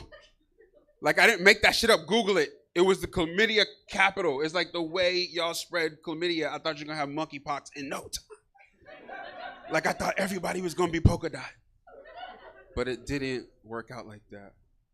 Bro, I don't roast people at all, but you're sexy, so I'm not roasting you when I say you look like Dahmer and Jake Gyllenhaal, like just fucking fused in the metaverse, bro. Like from the back, you were already sexy, but then I came here and I was like, oh shit, if it wasn't for that fucking Netflix, I would go out with him, right? Now I wouldn't. We can hang out in a group, but we'll never be alone together, sir. Never, ever. Because he like black people, you know what I'm saying? Juicy out here. Extra seasoned. I know how he did. I saw that shit. It's fucked up. That is fucked up. What else were we talking about? We already talked about how you guys are perverts. Like, some of you have to be in the lifestyle. I see it. I see it. You motherfuckers, I know it to be true, okay? I dabble, okay? I dabble. Some of you have collars at home, and I know this. And I'm like the only black person here. This is like a freaky ass get out situation. Fuck, I just noticed that. We got some ethnic shit, but you know, we don't got super black, so I don't know. Should I be nervous? You guys look cool. We're past that, right? The whole fucking make me do things without paying me thing, right? We're good, right? We're good, guys. You have a baby? Did you ever say, you said you had a baby, right? Oh, you have 3 babies, but one's a little baby. So I like your other kids, but I don't fuck with your little baby. Not specifically, there's nothing personal about your beautiful Jewish baby. It's just that babies are unsustainable. They're not self-sustainable. That's what I'm saying. They're not self-sustainable. Like, if you leave a baby alone for like a day, it's going to fucking die, right? Like, I don't need that. I need solar panels and shit like that. You know what I'm saying? Renewables. You see what I'm saying? Fuck babies. I don't care if you laugh or not. We're fucking stripping, okay? I'm authentic, okay? I'm authentic. I ate 20 cookies just for this. Because you like thick guys, I knew somebody in here would like that shit. So I prepped today. Hella cookies, dipped them in chocolate milk to make it extra fat. You didn't even think about that, did you, sir? See, that's racist. Why all your milk gotta be white? Think about it. Mikhail, oh, your hair? Fucking luscious. Give it up for Mikhail's hair. Like, I don't know. I don't know why he put it up. He put it up now, but y'all saw that shit when he was up here. And ironically, he looked like the same fake Jesus he made fun of, right? That shit was ironic. That shit was ironic and cute, wasn't it? Oh, shit. So, like, when you were doing the story, I was with you, right? And, like, when you were getting your adult circumcision, right? I was like, what if his pubic hair is just as luscious and shit? And it's like fucking, you know? That's what my comedy brain thought of. What else were you guys talking about? You guys are talking about brother husbands. I fucking love it, okay? I love it. I will take one bill, okay? She said split the bills. Phone. I call phone, okay? I fucking love it. But no matter how many brother husbands you have, we still can't help you figure out what the fuck you want to eat for dinner, though. So it don't matter. It don't matter. I'll take Tuesdays. Taco Tuesdays, easy. I got Tuesdays, right? Fucking brother husbands. Oh, my God. And Jacob, oh, my God, so much sexier with the shirt. Am I right? Like, the moment he took, like, the sexy lumberjack shirt off, there was a sexier black shirt. So I think, like, I'm gonna be your stylist, you should just start with that sexy shirt. That's like Breaking Bad sexy. You know what I'm saying? I like that shit. You know what I'm saying? You feel me? You guys feel me? I'm just gonna continue to take off clothes. I don't give a fuck. And I'm black, so if I take off my belt, like the rest of this shit, like it doesn't work like that. This shit ain't gonna stay up for long. What else do I want to talk about? You guys in relationships, you guys better stay together. Stay together. You better stay the fuck together, okay? No, I'm serious, because we all know the dating pool has pee in it, right? We've known that. We've heard that already, right? The dating pool is like the fucking kiddie section at Sunsplash. Like, it's all warm, it's uncomfortable. You know it when you're in it, sir. You're like, this can't be fucking healthy. There's monkeypox in here somewhere, okay? So, yeah, fuck the date. Oh, my God. Because, guys, we don't even court anymore. We just offer people drugs. We be like, Molly, Percocet. Like, you smoke? She's like, oh, that's so true. Like, I saw it in your head. Like, so many people offered you drugs. If you haven't been offered drugs, you need a makeover. Fucking, I got you.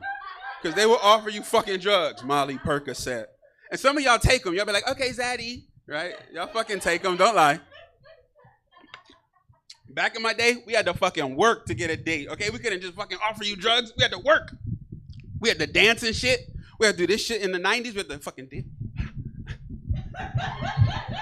You had to at least do that to get some pussy, okay? That was a prerequisite. And if you could not do this, you had to get someone else to do it for you while you talk to the woman, because you have to present that in some which way or form, okay? It was a fucking prerequisite, okay? We have real songs. Like, nowadays, there's songs where the R&B people will use the word bitch. Have you seen this? I love you, bitch. Want you to be my Wait, that's not how it goes. Sorry. Let me take something else off. My bad. Sorry, guys. I love you, bitch. Want you to have my kids. I love you, bitch. I had to say it right because I worked hard on that shit. You see what I'm saying?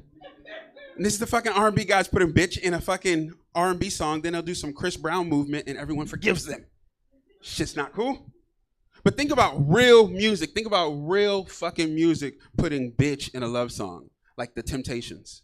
You got a smile so bright. You can clap with me. Bitch, you could have been a candle. The way I hold you tight. Bitch, you could have been a handle. The word bitch doesn't go with choreographed fucking dance moves and fucking sequins and shit. It doesn't go together. Well, you could have been anything that you wanted to. Bitch, I can tell. I never tried to do this with pants on my ankles, but it went well. It worked out, right? It fucking worked out. My name is Russell Cummings. I really appreciate you guys having me. Please talk to all these comedians. Thank you so much, Dave, for setting this up. And Stab, please check out what they're doing and support us all. We all have a bunch of other shows and different things we would love for you to follow us, okay? I hope you had a good time.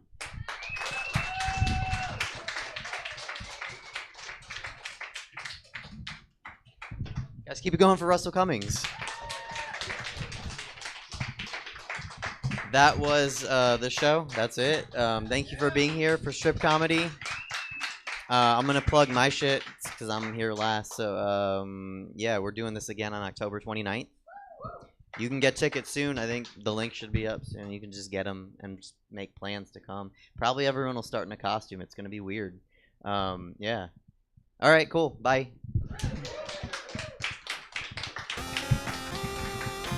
Thanks for coming out, everybody. That is it for us for the night, but we've got more stuff tomorrow. Come by at 8 o'clock. Regular exclusive blend. It's long-form improv. It's a lot of fun. Followed by, I don't normally do this. It's a weird stand-up show with costumes and characters, and it should be a lot of fun. Check out stabcomedytheater.com for the full calendar of events so you know what we're doing all the time. We stream live improv, stand-up, sketch, podcast, and gaming streams 6 nights a week, and we're here live in person Thursdays through Sundays. This is for the online audience now. Hey, guys, where can we send you? Who's still doing things? Well, there's a couple of folk. How about, let's go over to Booty Mashup. Adriana. We got to meet Adriana out in the desert. So let's send you guys over there. We haven't been able to raid since we've been back. So enjoy that. And we'll see you back here tomorrow, 9 o'clock or 8 o'clock. Regular exclusive blend. Hold on for the raid. Have a good night.